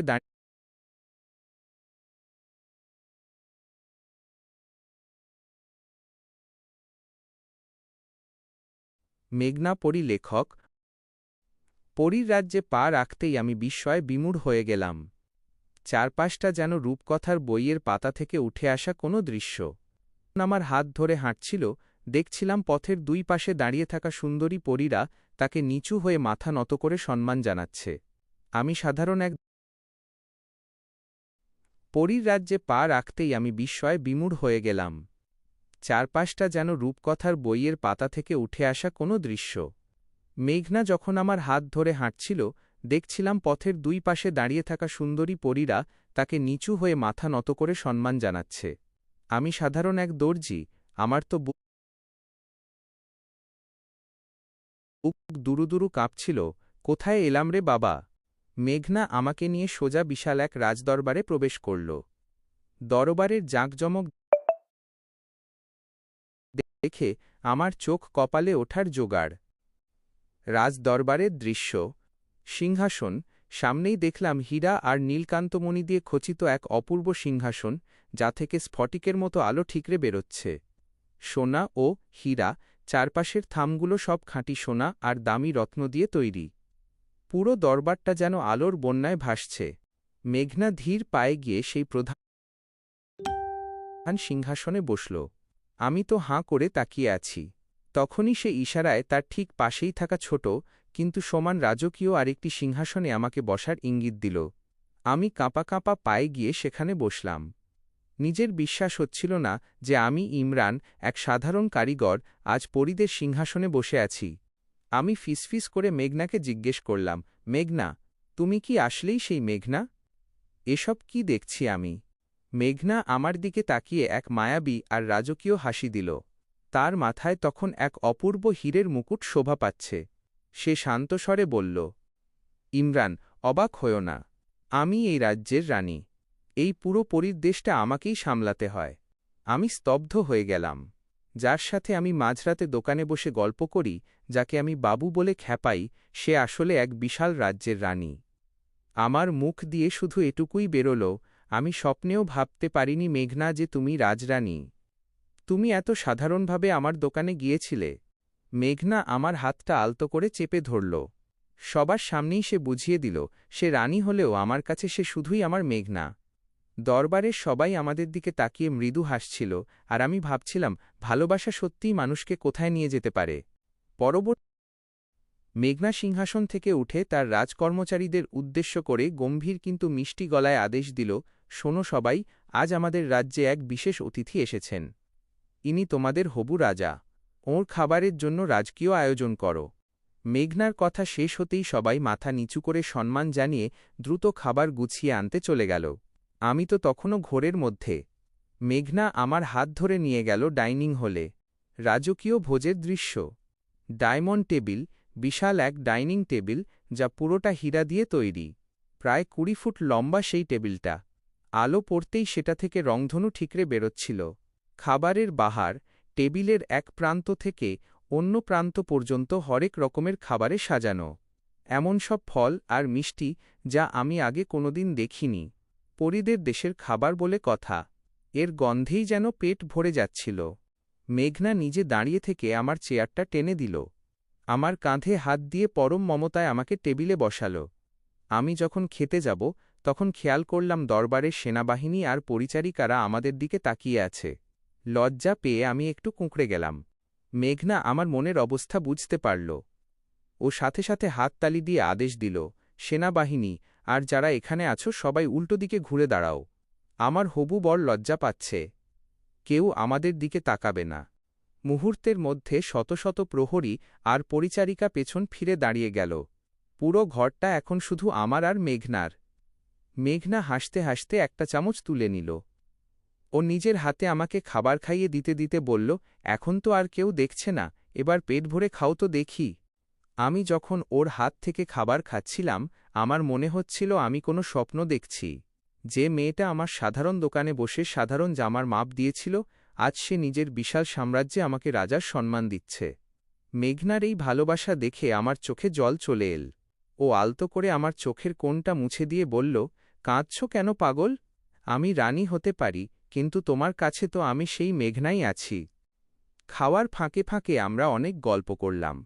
পরীদের রাজ্যের অদ্ভুত সব আইন আর ঐতিহ্যের কথা শুনলাম। মেঘনা জানাল, ওর প্রজারা ওকে খুব ভালোবাসে, আরও চায় আমি যেন সবসময় ওর পাশে থাকি। খাওয়া দাওয়া শেষ করে মেঘনা আমার হাত ধরে নিয়ে চলল তার খাস কামরার দিকে। বিশাল প্রাসাদের অলিন্দ পেরিয়ে আমরা যখন তার ঘরে পৌঁছালাম, আমার চোখ আবারও বিস্ময়ে ছানা বড়া। রানীর শয়নকক্ষ। ঘরটা যেন একটা আস্ত রত্নভাণ্ডার। ঘরের দেয়ালগুলো থেকে মুক্তোর মতো শুভ্র আলো বেরোচ্ছে।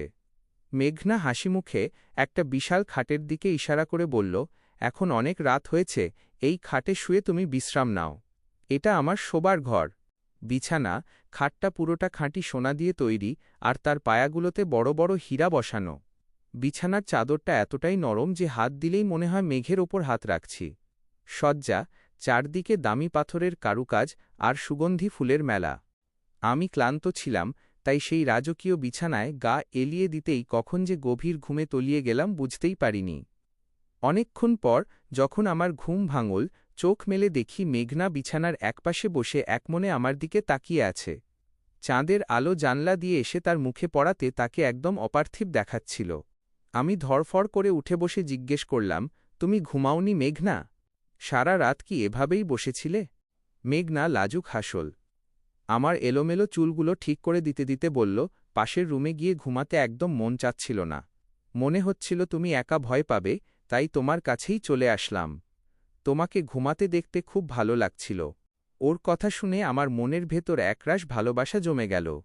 আমি একটু হেসে বললাম, তুমি রানী হয়েও আমার জন্য এত কষ্ট করছ? এরপর মেঘনা আমাকে হাত ধরে টেনে তুলল। বলল, চলো, সকাল হওয়ার আগে তোমাকে আমাদের রাজ্যের আরও কিছু সুন্দর জায়গা ঘুরিয়ে দেখাই। পরীদের রাজ্যের বিস্ময়। মেঘনা আমাকে নিয়ে প্রাসাদের বাইরে বেরোল। আমরা এমন সব জায়গায় গেলাম যা কোনো মানুষ কোনোদিন কল্পনাও করতে পারবে না। এক রঙিন ঝরনা। এমন এক ঝরনা দেখলাম যার পানি প্রতি মুহূর্তে রং বদলাচ্ছে, কখনো নীল, কখনো বেগুনি, আবার কখনো সোনালি। ২ কথা বলা বাগান। এক বাগানে গেলাম যেখানে ফুলগুলো মৃদু স্বরে গান গাইছিল আর প্রজাপতিরা আমাদের চারপাশে ঘিরে নাচছিল। ৩ কাঁচের পাহাড়। দূরে একটা পাহাড় দেখা যাচ্ছিল যা পুরোটা স্বচ্ছ কাঁচের মতো। সূর্যের আলো পড়লে সেখান থেকে সাতরঙা আলোকছোটা বিচ্ছুরিত হয়। মেঘনা আমাকে প্রতিটি জায়গার গল্প বলছিল। ঘুরতে ঘুরতে একসময় আমরা এক নির্জন পাহাড়ের চূড়ায় গিয়ে দাঁড়ালাম, যেখান থেকে পুরো পরীর রাজ্যটা দেখা যায়। মেঘনা আমার কাঁধে মাথা রেখে বলল, ইমরান, এই সৌন্দর্য কি তোমার ভালো লাগছে? আমি বললাম, সবকিছুই খুব সুন্দর মেঘনা, কিন্তু তোমার পাশে থাকাটাই আমার কাছে সবচেয়ে বেশি সুন্দর। পরবর্তী পর্বে কি হবে? সেই মায়াবী রাজ্যের এক কোণে দাঁড়িয়ে আমি মেঘনার চোখের জল দেখে স্তব্ধ হয়ে গেলাম। ওর ডাগর চোখের জলগুলো মুক্তোর মতো গড়িয়ে হীরের মেঝের ওপর পড়ছিল। আমি ওর হাত দুটো ধরে খুব নরম স্বরে জিজ্ঞেস করলাম, মেঘনা, তোমার মা বাবা কোথায়? এখানে তো কাউকে দেখছি না। মেঘনা আমার দিকে তাকিয়ে একটা দীর্ঘশ্বাস ফেলে বলল, ইমরান, আমাদের এই রাজ্যটা এখন যতটা শান্ত দেখছ, একসময় এমন ছিল না। এক তান্ত্রিক তার কালো জাদুর অশুভ মায়ায় আমার মা বাবাকে বন্দী করে রেখেছে এক দুর্ভেদ্য অন্ধকার গুহায়। আমি রানী ঠিকই, কিন্তু মা বাবাকে ছাড়া আমার এই সিংহাসন একদম ফাঁকা। ওর কথা শুনে আমার রক্ত গরম হয়ে উঠল। আমি মেঘনার চিবুক ছুঁয়ে দৃঢ় গলায় বললাম, মেঘনা, তুমি কেঁদো না। আমি কথা দিচ্ছি, আমি তোমার মা বাবাকে ওই তান্ত্রিকের হাত থেকে মুক্ত করে ফিরিয়ে আনবই। শুধু এর বদলে তোমার একটু ভালোবাসা চাই। আমার কথা শুনে মেঘনা থমকে গেল। সে তার ২ হাত আমার কাঁধে রাখল এবং খুব কাছাকাছি এসে ধরা গলায় বলল, এটার জন্য তোমাকে তোমার জীবন বাজি রাখতে হবে ইমরান। আর আমি তা কোনোদিনও চাই না। আমি তোমাকে হারাতে পারব না। আমি ওর চোখের দিকে তাকিয়ে হাসলাম। আমাদের ভালোবাসা যদি সত্যি হয় মেঘনা, তবে কোনো অশুভ শক্তি আমার ক্ষতি করতে পারবে না। আমি ঠিক বেঁচে ফিরব। মেঘনা চট করে তার একটা আঙুল আমার ঠোঁটে চেপে ধরল। ওর চোখ দুটো আবার ভিজেএল। এমন কথা আর মুখে আনবে না, ও ফিসফিস করে বলল। পরক্ষণেই মেঘনা নিজেকে সামলে নিয়ে একটু দুষ্টুমি মাখা স্বরে বলল, ঠিক আছে, এখন পৃথিবীতে ফেরার সময় হয়েছে। আমাকে আবার সেই শক্ত করে জড়িয়ে ধরো তো। আমি তাই করলাম। মেঘনা আবার ডানা মেলে আকাশে উড়াল দিল। এবারও ও আমাকে ভয় দেখানোর জন্য হঠাৎ হঠাৎ মাঝ আকাশে দুলুনি দিচ্ছিল, আর আমি ভয়ে ওকে আরও বেশি শক্ত করে জাপটে ধরছিলাম। মেঘনা খিলখিল করে হাসতে হাসতে বলল, আগের মতোই ধরে আছো। আমি তো কোথাও পালিয়ে যাচ্ছি না। রাতের সেই মায়াবী আকাশ আর মেঘনার হাসির মাঝে আমি মনে মনে প্রতিজ্ঞা করলাম, যতই বড় তান্ত্রিক হোক না কেন, মেঘনার মুখের এই হাসিটা ধরে রাখার জন্য আমি যে কোনো ঝুঁকি নিতে প্রস্তুত। পরবর্তী পর্বে আসছে, তারা চিহ্ন ইমরান কি সেই ভয়ঙ্কর তান্ত্রিকের সন্ধান পাবে? বাড়িতে ফেরার পর আমি মেঘনার হাত দুটো ধরে খুব গম্ভীর হয়ে বললাম, মেঘনা, এবার বল, সেই তান্ত্রিক কোথায় থাকে? আমাকে সেখানে যেতেই হবে। মেঘনা কান্নায় ভেঙে পড়ল। ও আমার হাত শক্ত করে ধরে বলল, ইমরান, আমি তোমাকে বারবার বলছি, তুমি যেও না।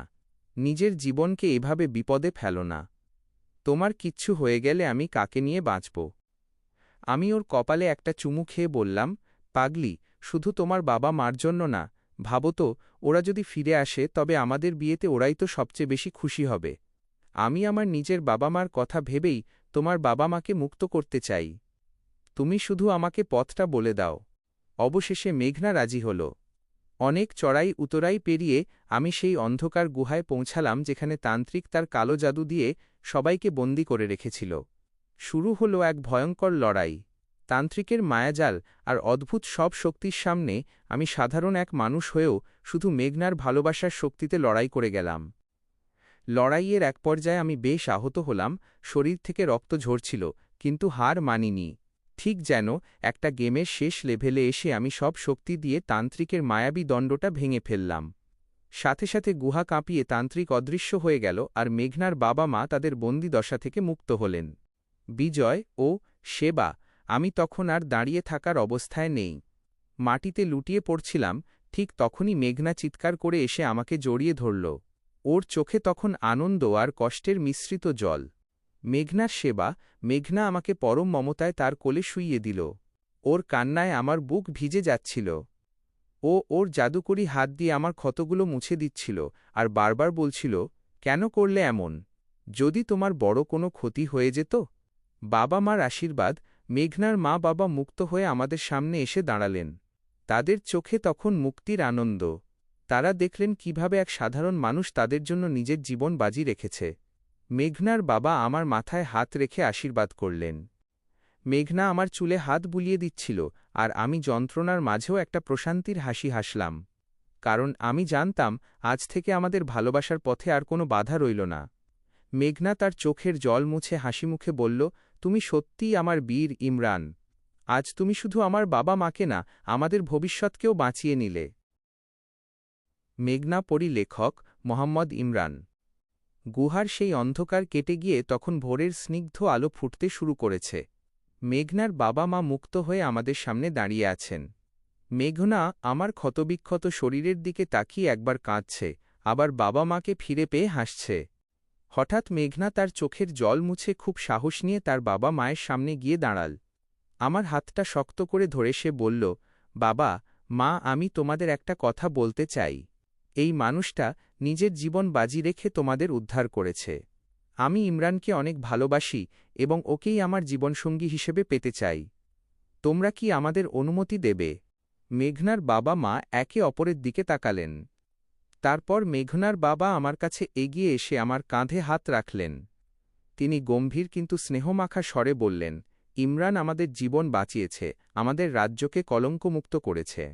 এমন বীর এবং দয়ালু ছেলের হাতে আমাদের মেয়েকে তুলে দিতে আমাদের কোনো আপত্তি নেই। আমরা খুশি মনেই তোমাদের এই সম্পর্ক মেনে নিলাম। মেঘনা খুশিতে আত্মহারা হয়ে তার বাবা মাকে জড়িয়ে ধরল। ওর মুখে তখন 1000 ওয়াটের বাল্বের মতো উজ্জ্বল হাসি।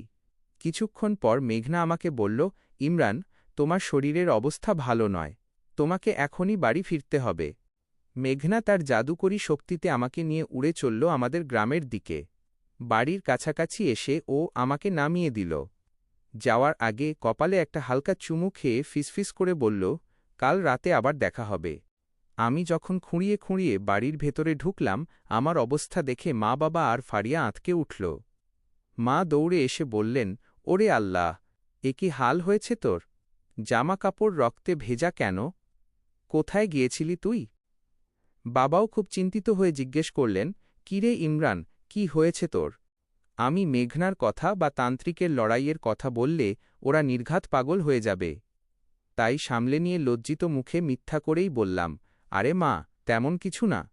রাতে দোকান বন্ধ করে ফেরার সময় অন্ধকারের মধ্যে রাস্তার একটা গর্তে পড়ে গিয়েছিলাম। সেখানে কিছু ধারালো পাথর ছিল, তাতেই শরীরটা একটু কেটে গেছে। ভয় পাওয়ার কিছু নেই। মা বকাবকি করতে করতে আমার ক্ষত পরিষ্কার করে দিতে লাগলেন। ফারিয়া আর চোখে আমার দিকে তাকিয়ে মুচকি হাসছিল। ও হয়তো মনে মনে ভাবছে, এই রাস্তায় পড়ে যাওয়ার পেছনে নিশ্চয়ই ওর সেই সুন্দর ভাবির কোনো রহস্য আছে। যন্ত্রণার মাঝেও আমার খুব শান্তি লাগছিল। তান্ত্রিকের হার হয়েছে, মেঘনার মা বাবা রাজি হয়েছেন, আমাদের এই অসম প্রেমের গল্পের সবচেয়ে কঠিন বাধাটা আজ দূর হয়ে গেল। গল্পের সমাপ্তি কি খুব কাছে? নাকি ইমরান আর মেঘনার বিয়ের আয়োজনে ঘটবে নতুন কোনো অলৌকিক পরিলে? শরীরের ব্যথায় আমি বিছানায় এপাশ ওপাশ করছিলাম। মা ড্রেসিং করে দেওয়ার পর ঘর অন্ধকার করে দিয়ে গেছেন। হঠাৎ ঘরের ভেতর সেই চেনা বুনো ফুলের সুগন্ধ ভেসে এল। আমি চোখ মেলে দেখি মেঘনা আমার শিয়রে বসে আছে। ওর দুশ্চিন্তা মাখা মুখটা দেখে আমার সব কষ্ট নিমেষেই উবে গেল। মেঘনা আলতো করে আমার মাথায় হাত বুলিয়ে দিতে লাগল। ওর শীতল আঙুলের স্পর্শে এক অদ্ভুত জাদুকরী শান্তি ছিল। ও ফিসফিস করে বলল, খুব লাগছে বুঝি? শুধু আমার জন্য আজ তোমার এই অবস্থা? আমি ওর হাতটা ধরে বললাম, একদম না। তোমার মা বাবাকে ফিরে পাওয়ার আনন্দের কাছে এই ব্যথা কিছুই না। মেঘনা কিছুক্ষণ আমার চুলে বিলি কেটে দিয়ে আমায় ঘুম পাড়িয়ে দিল। আমি যখন গভীর ঘুমে, তখন মেঘনা চুপি চুপি পাশের ঘরে ফারিয়ার কাছে গেল। ফারিয়া তখনও জেগেছিল। মেঘনাকে আচমকা ঘরে দেখে ও অবাক হয়ে গেল। মেঘনা ফারিয়ার পাশে বসে ওর হাত ধরে খুব গম্ভীরভাবে সবটা খুলে বলল। সত্যের মুখোমুখি মেঘনা ফারিয়াকে বলল, ফারিয়া শোনো, আমি আসলে সাধারণ কেউ নই, আমি পরীদের দেশের রানী। আর আজ তোমার ভাই নিজের জীবন বাজি রেখে আমার মা বাবাকে এক তান্ত্রিকের হাত থেকে উদ্ধার করে এনেছে। ফারিয়া বিস্ময়ে বাকরুদ্ধ হয়ে রইল। মেঘনা আরও যোগ করল, আমরা একে অপরকে খুব ভালোবাসি। আমাদের বিয়েতে আমার মা বাবা রাজি হয়েছেন। কিন্তু ফারিয়া, একটা অনুরোধ, এখনই তোমার মা বাবাকে এই সত্যিটা বলো না। তারা হয়তো এটা সহ্য করতে পারবেন না বা ভয় পাবেন। তুমি শুধু আমাদের এই সম্পর্কটা আড়াল করে রেখো। ফারিয়া কিছুক্ষণ চুপ থেকে মেঘনাকে জড়িয়ে ধরল। ও আবেগপ্রবণ হয়ে বলল, ভাবি, আমি তো জানতাম দাদাই সেরা। তুমি চিন্তা করো না, দাদাকে আমি খুব ভালোবাসি, আর তোমাকে তো আমি নিজের বোনের মতো মানি। আমি কাউকেই কিচ্ছু বলবো না। তোমাদের এই পবিত্র ভালোবাসার কথা আমাদের তিনজনের মধ্যেই থাকবে। মেঘনা ফারিয়ার কপালে চুমু খেয়ে তাকে শান্ত করল। ফারিয়া খুশি মনে আমাদের সম্পর্কটা মনে প্রাণে মেনে নিল। এরপর মেঘনা আবার আমার ঘরে ফিরে এসে আমার পাশে কিছুক্ষণ বসে রইল। সেই রাতে আমার ছোট্ট ঘরটা শুধু এক দর্জি আর পরীর ভালোবাসার সাক্ষী ছিল না, বরং একজন বোনের বিশ্বাস আর সাহসেরও কেন্দ্রবিন্দু হয়ে উঠল। আমাদের এই গোপন প্রেমের গল্পে এখন ফারিয়া আমাদের সবচেয়ে বড় ঢাল। পরবর্তী পর্বে কী হবে? এরপর থেকে মেঘনা মাঝে মধ্যেই আমাদের বাড়িতে আসত। ফারিয়া তাকে মায়ের কাছে খুব কাছের বান্ধবী হিসেবে পরিচয় করিয়ে দিয়েছে।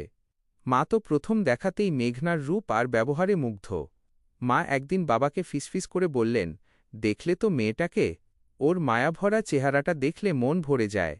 একে যদি ঘরের লক্ষ্মী করে আনতে পারতাম, তবে আমার সংসারটা আলো হয়ে যেত। একদিন দুপুরের খাবারের সময় মেঘনা আমাদের সাথেই ছিল। মা তাকে পাশে বসিয়ে জিজ্ঞেস করলেন, হ্যাঁ মা, তোমার নামটা যেন কি বললে? মেঘনা খুব নম্রভাবে উত্তর দিল, আমার নাম মেঘনা মা। মা ওর খুব প্রশংসা করলেন আর নিজের হাতে খাবার বেড়ে দিলেন। ঠিক সেই সময় আমি ঘরে ঢুকলাম। দেখি আমার মা বাবা আর ফারিয়ার মাঝখানে বসে মেঘনা আয়েশ করে খাচ্ছে। আমি একটু লজ্জা আর জড়তা নিয়ে মেঘনার থেকে একটু দূরে একটা চেয়ারে বসতে যাচ্ছিলাম। মা তখনই আমাকে থামিয়ে দিলেন। মা হেসে বললেন, আরে ওই সাইটে বসছিস কেন? আজ তুই এই মেঘনার পাশেই বস। ওই সিটটা তো আমার ছিল, তুই ওখানেই বস আজ। আসলে মায়ের জন্য আলাদা চেয়ার ছিল, মা ইচ্ছা করেই আমাদের কাছাকাছি বসাতে চাইলেন। মায়ের কথা শুনে মেঘনা লজ্জায় একদম লাল হয়ে গেল। ও মাথা নিচু করে খাবারের দিকে তাকিয়ে মুচকি হাসতে লাগল। আমি টেবিলে বসেই মনে মনে একটু শয়তানি বুদ্ধি করলাম। ফারিয়াকে উদ্দেশ্য করে সিরিয়াস মুখে জিজ্ঞেস করলাম, আচ্ছা ফারিয়া, এই মেয়েটি কে? তোর কোনো বান্ধবী নাকি? আগে তো কোনোদিন দেখিনি।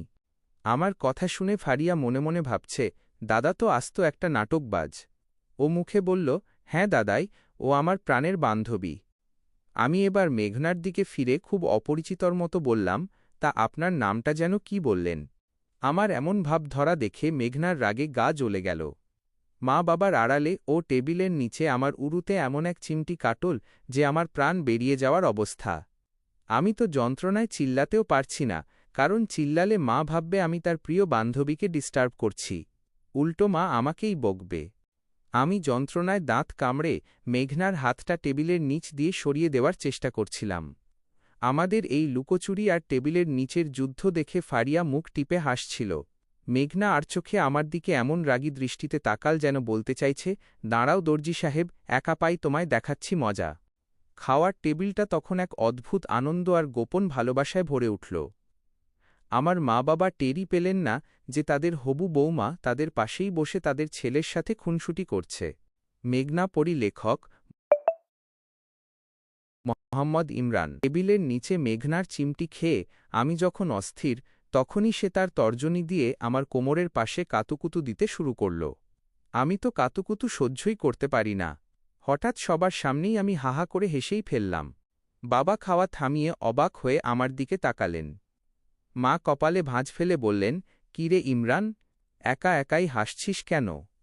তুই কি দিন দিন পাগল হয়ে যাচ্ছিস নাকি? আমি কোনোমতে হাসি চেপে মুখ লাল করে বললাম, আরে না মা, পাগল হব কেন? আসলে সকালে দোকানে বসে একটা মজার ভিডিও দেখেছিলাম, হঠাৎ ওটার কথা মনে পড়ে গেল, তাই হাসি সামলাতে পারছি না।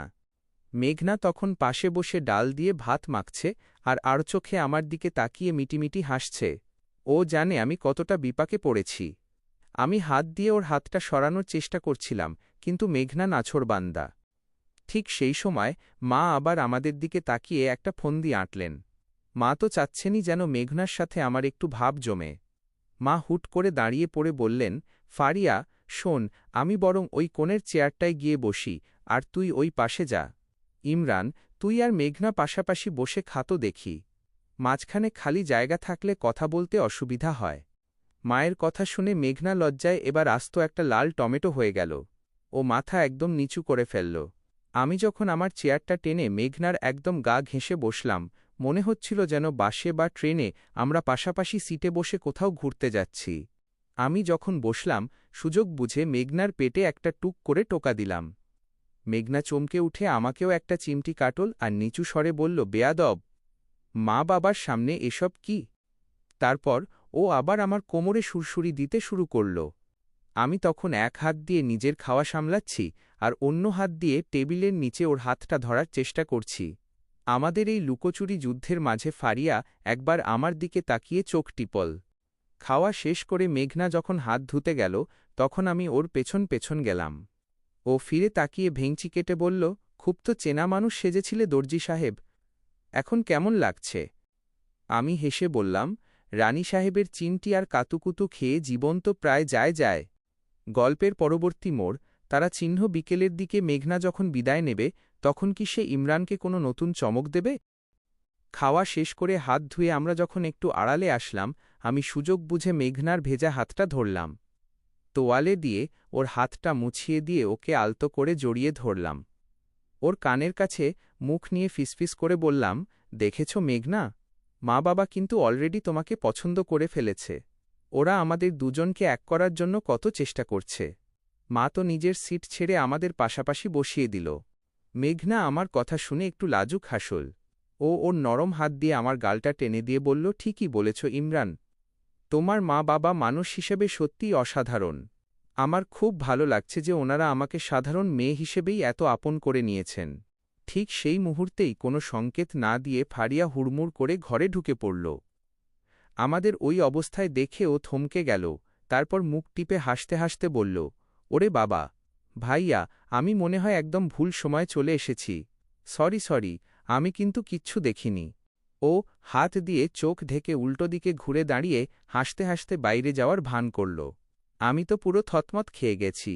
একটু বিরক্ত হয়ে রসিকতা করে বললাম, তুই কি সময় অসময় দেখে আসতে পারিস না? একদম ছোট বাচ্চাদের মতো স্বভাব তোর। ফারিয়া বাইরে থেকে চেঁচিয়ে বলল, তোমরা তোমাদের রোমান্স চালিয়ে যাও, আমি গেলাম। মেঘনা লজ্জায় আমার বুকের ওপর মুখ লুকাল। ওর মুখটা তখন লাল হয়ে গেছে। ও আমার বুকে আলতো করে একটা কিল বসিয়ে দিয়ে বলল, সব তোমার দোষ। এখন বোনটার সামনে লজ্জায় মুখ দেখাবো কি করে? বলেই ও এক দৌড়ে ফারিয়ার ঘরের দিকে চলে গেল। আমি দাঁড়িয়ে দাঁড়িয়ে হাসতে লাগলাম। একদিকে মায়ের পছন্দ, অন্যদিকে বোনের সাপোর্ট। আমার আর মেঘনার এই অসম প্রেমের গল্পটা যে এত সুন্দর মোড় নেবে তা সত্যিই ভাবিনি। এখন শুধু সময়ের অপেক্ষা, কবে মেঘনা পাকাপাকিভাবে আমাদের বাড়ির সত্যি লক্ষ্মী হয়ে আসবে। পরবর্তী পর্বে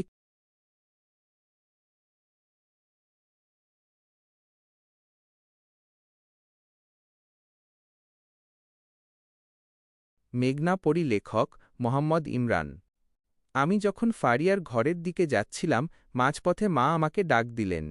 মায়ের হাতে একটা পুরনো কিন্তু চমৎকার কারুকার্য করা সোনার আংটি। মা আমার দিকে আংটিটা বাড়িয়ে দিয়ে বললেন, ইমরান, এই আংটিটা নিয়ে যা, গিয়ে মেঘনাকে পরিয়ে দে। আমি একটু অবাক হওয়ার ভান করে বললাম, তোমার আংটি তুমি ওকে দেবে কেন মা? ও তো ফারিয়ার জাস্ট ফ্রেন্ড। শুনেই মা হাসি মুখে আমার কানটা সজোরে টেনে ধরলেন। বললেন, চুপ কর বাঁদর, আমি সব বুঝি। আমি আমার হবু মেয়েকে দিচ্ছি, পাড়ার লোককে না। তুই বেশি বুঝিস না, যা বলছি তা কর। মায়ের হাতের টানে আমার কান লাল হয়ে গেল। আমি মনে মনে ভাবলাম, মায়ের চোখকে ফাঁকি দেওয়া সত্যিই কঠিন। তবে মনে মনে খুব খুশি হলাম যে মা মেঘনাকে মনে প্রাণে মেনে নিয়েছেন। আমি আংটিটা নিয়ে চুপি চুপি ফারিয়ার ঘরে গেলাম। গিয়ে দেখি দুই ননদ ভাবি বিছানায় শুয়ে মনের সুখে গল্প করছে। আমি ঘরে ঢুকতেই ফারিয়া উঠে বসল। আমি মেঘনাকে বললাম, মেঘনা, মা তোমাকে এই আংটিটা দিতে বলেছেন। ওনার খুব শখ, এটা তুমি পরো। মেঘনা তো অবাক। ও একটু ইতস্তত করে বলল, মা দিয়েছেন, কিন্তু আমি এটা কিভাবে নিই? ফারিয়া তখন মেঘনার হাতটা চেপে ধরে আমার দিকে তাকিয়ে বলল, আরে ভাবি, মা দিয়েছেন মানে এখন থেকে এটা তোমারই। আর দাদাই, তুই শুধু হাতে নিয়ে দাঁড়িয়ে আছিস কেন? তুই নিজে ওর আঙুলে পরিয়ে দে। ফারিয়ার কথায় আমি আর দেরি করলাম না। মেঘনার নরম হাতটা নিজের হাতের মুঠোয় নিলাম। মেঘনা লজ্জায় আড়ষ্ট হয়ে মাথা নিচু করে রইল। আমি ধীরলয়ে ওর অনামিকায় সোনার আংটিটা পরিয়ে দিলাম। আংটিটা ওর আঙুলে ঠিক যেন মানিয়ে গেল। মেঘনা তখন লাজুক চোখে আমার দিকে তাকাল। ফারিয়া পাশ থেকে হাততালি দিয়ে উঠল আর হাসতে হাসতে বলল, যাক, ছোটখাটো একটা আংটি বদল তো হয়েই গেল। এখন শুধু সানাই বাজার অপেক্ষা। ঘরের পরিবেশটা তখন এক অদ্ভুত সুখে ভরে উঠল। আমি বুঝতে পারলাম, পরীর দেশের রানী হলেও আমাদের এই সাধারণ মধ্যবিত্ত ঘরের মায়া মেঘনাকে আষ্টেপৃষ্ঠে বেঁধে ফেলেছে। গল্পের পরবর্তী ধাপে কি ঘটবে? মা বাবা কি এবার সরাসরি মেঘনার বাড়িতে বিয়ের প্রস্তাব পাঠানোর কথা তুলবে? আমি যখন মেঘনার আঙুলে আংটিটা পরিয়ে দিচ্ছিলাম, ঘরজুড়ে এক মায়াবী পরিবেশ তৈরি হয়েছিল। কিন্তু আমার ওই বাটপার বোন ফারিয়া যে মনে মনে অন্য কোনো ফন্দি আঁটছে, সেটা আমি বুঝতেই পারিনি। হঠাৎ ফারিয়া দুষ্টুমি করে আমাকে পেছন থেকে একজোরে ধাক্কা দিল। আমি তাল সামলাতে না পেরে সরাসরি বিছানায় বসা মেঘনার গায়ের ওপর গিয়ে পড়লাম। আমরা দুজনেই অপ্রস্তুত হয়ে খাটে পড়ে গেলাম। মুহূর্তের জন্য আমাদের দুজনের চোখাচোখি হল। মেঘনার নিঃশ্বাসের শব্দ আমি স্পষ্ট শুনতে পাচ্ছিলাম। ওর মায়াবী চোখের মণির ভেতরে যেন এক বিশাল আকাশ দেখতে পেলাম। ঠিক তখনই ফারিয়া খিলখিল করে হাসতে হাসতে নিজের কান ধরে বলল, ওরে বাবা, সরি দাদাই, আমি একদম বুঝতে পারিনি যে তোরা এভাবে ঘনিষ্ঠ হয়ে পড়বি। আমি তো জাস্ট একটু মজা করছিলাম। মেঘনা লজ্জায় একবারে পাথর হয়ে গেল। ও তাড়াতাড়ি আমাকে সরিয়ে দিয়ে উঠে বসল। ওর মুখ কান সব লজ্জায় লাল হয়ে গেছে। ও ওড়নাটা টেনে মাথা নিচু করে বসে রইল, একটা কথাও মুখ দিয়ে বেরোচ্ছে না। আমি কোনোমতে উঠে দাঁড়িয়ে নিজেকে সামলে নিয়ে ফারিয়ার দিকে তাকালাম। রাগের ভান করে বললাম, তুই কি পাগল হয়ে গেছিস? দেখছিস না ও ব্যথা পেতে পারো তো? কোনো কাণ্ডজ্ঞান নেই তোর। ফারিয়া তখন জিভ কামড়ে বলল, আরে দাদাই, তুই তো দেখি একদম হিরো স্টাইলে ল্যান্ড করলি। ভাবি তো পুরো সিনেমার হিরোইনদের মতো লজ্জা পাচ্ছে। আমি বরং এখন পালাই, তোরা কিছুক্ষণ নিরিবিলিতে গল্প কর। বলেই ফারিয়া একছুটে ঘর থেকে বেরিয়ে গেল। ঘরটা তখন একদম নিস্তব্ধ। মেঘনা তখনও মাথা নিচু করে বিছানার চাদর খুঁটছে। আমি ওর পাশে গিয়ে বসলাম আর খুব নিচু স্বরে বললাম, মেঘনা, কিছু মনে করো না। ফারিয়াটা আসলে খুব বেশি দুষ্টু। ও ইচ্ছা করে এমনটা করেছে। মেঘনা এবার মুখ তুলে আমার দিকে তাকাল। ওর ঠোঁটের কোণে একটা লাজুক হাসির রেখা। ও ফিসফিস করে বলল, তোমার বোনটা ঠিক তোমার মতোই হয়েছে, একেবারে ডানপিটে। কিন্তু ওর এই দুষ্টুমিগুলো কেন জানি আমার খুব ভালো লাগে। আমি ওর হাতটা আবার নিজের হাতের মুঠোয় নিলাম। আংটিটা ওর আঙুলে চাঁদের আলোর মতো চিকচিক করছিল। মনে হল এই সাধারণ মধ্যবিত্ত ঘরের চার দেয়ালের মাঝেই মেঘনা আজ তার আসল রাজপ্রাসাদ খুঁজে পেয়েছে। রাত বাড়ার সাথে সাথে বাড়ির আবহাওয়া যেন আরও বেশি উৎসবমুখর হয়ে উঠল। ডিনার টেবিলে আজ আবার মেঘনা আমাদের মাঝখানে। ফারিয়া আর মা যেন আগে থেকেই সব ঠিক করে রেখেছে, আমাকে আবার মেঘনার পাশেই বসতে হল। টেবিলে গরুর মাংসের দারুণ সুগন্ধি ভুনা আর গরম ভাত সাজানো। আমি খেতে খেতে আর চোখে মেঘনার দিকে তাকাচ্ছিলাম। ওর সেই মায়াবী রূপ আর লজ্জামাখা হাসিটা আমাকে যেন খাওয়া ভুলিয়ে দিচ্ছিল। আমি হাবার মতো ওর দিকে তাকিয়ে আছি দেখে বাবা হঠাৎ কাশতে কাশতে আমাকে একটা ধমক দিলেন। বাবা গম্ভীর মুখে বললেন, কিরে ইমরান, ওভাবে হাঁ করে তাকিয়ে কি দেখছিস? সামনে এতগুলো খাবার রাখা, মেঘনাকে পাতে একটু গরুর গোশত আর তরকারি তুলে দে। আমি অপ্রস্তুত হয়ে আমতা আমতা করে বললাম, আরে বাবা, তুমিও তোর পাতে তুলে দিতে পারো।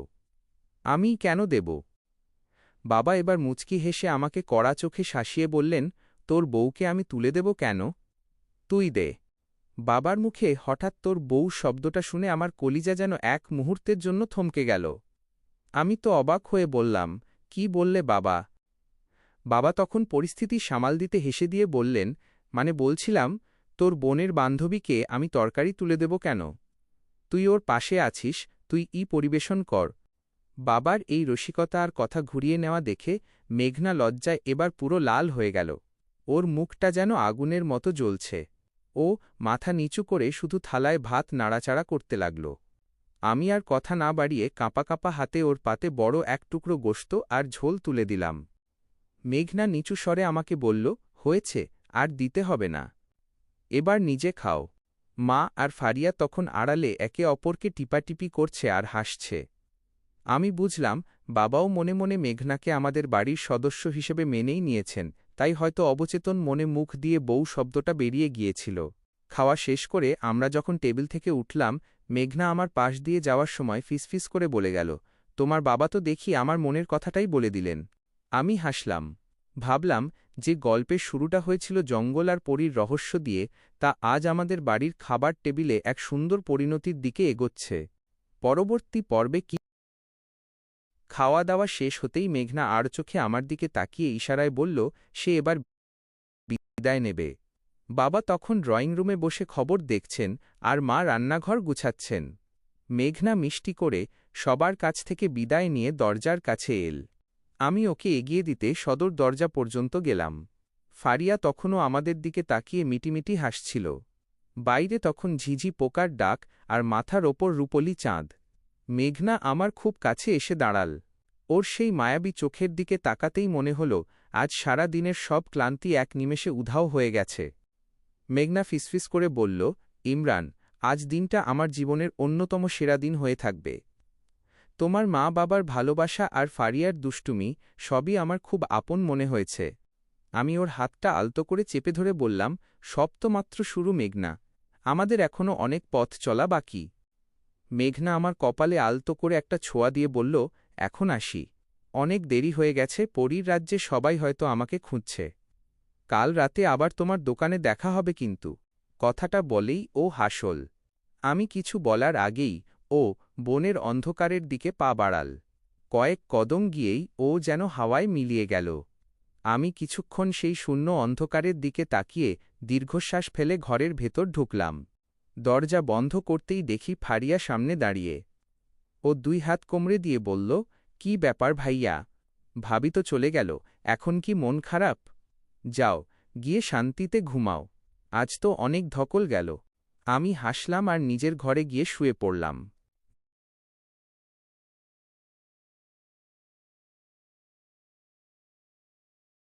জানলা দিয়ে আকাশের চাঁদের দিকে তাকিয়ে ভাবলাম, এক সাধারণ দর্জি আর এক পরীর রানীর এই গল্পটা যেন সত্যিই কোনো রূপকথার চেয়ে কম নয়। আজ থেকে আমাদের ছুটি নেই, ভালোবাসার এক নতুন অধ্যায় শুরু হল। সমাপ্ত অথবা চলবে। আপনার এই সুন্দর কাল্পনিক গল্পের সফরটি কি এখানেই শেষ করবেন, নাকি সামনে আরও নতুন কোনো মোড় দেখতে চান?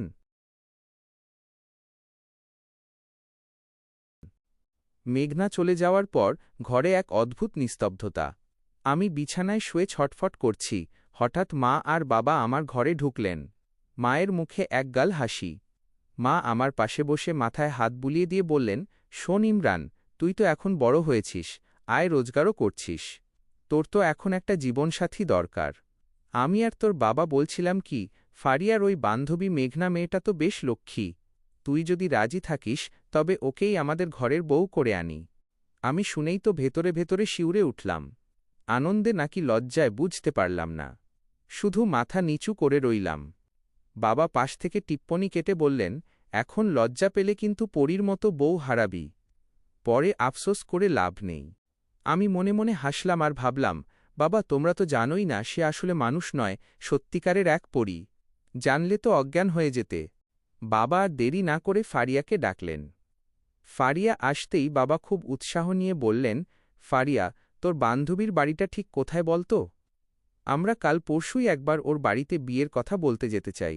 ফারিয়া তো এই কথা শুনে আকাশ থেকে পড়ল।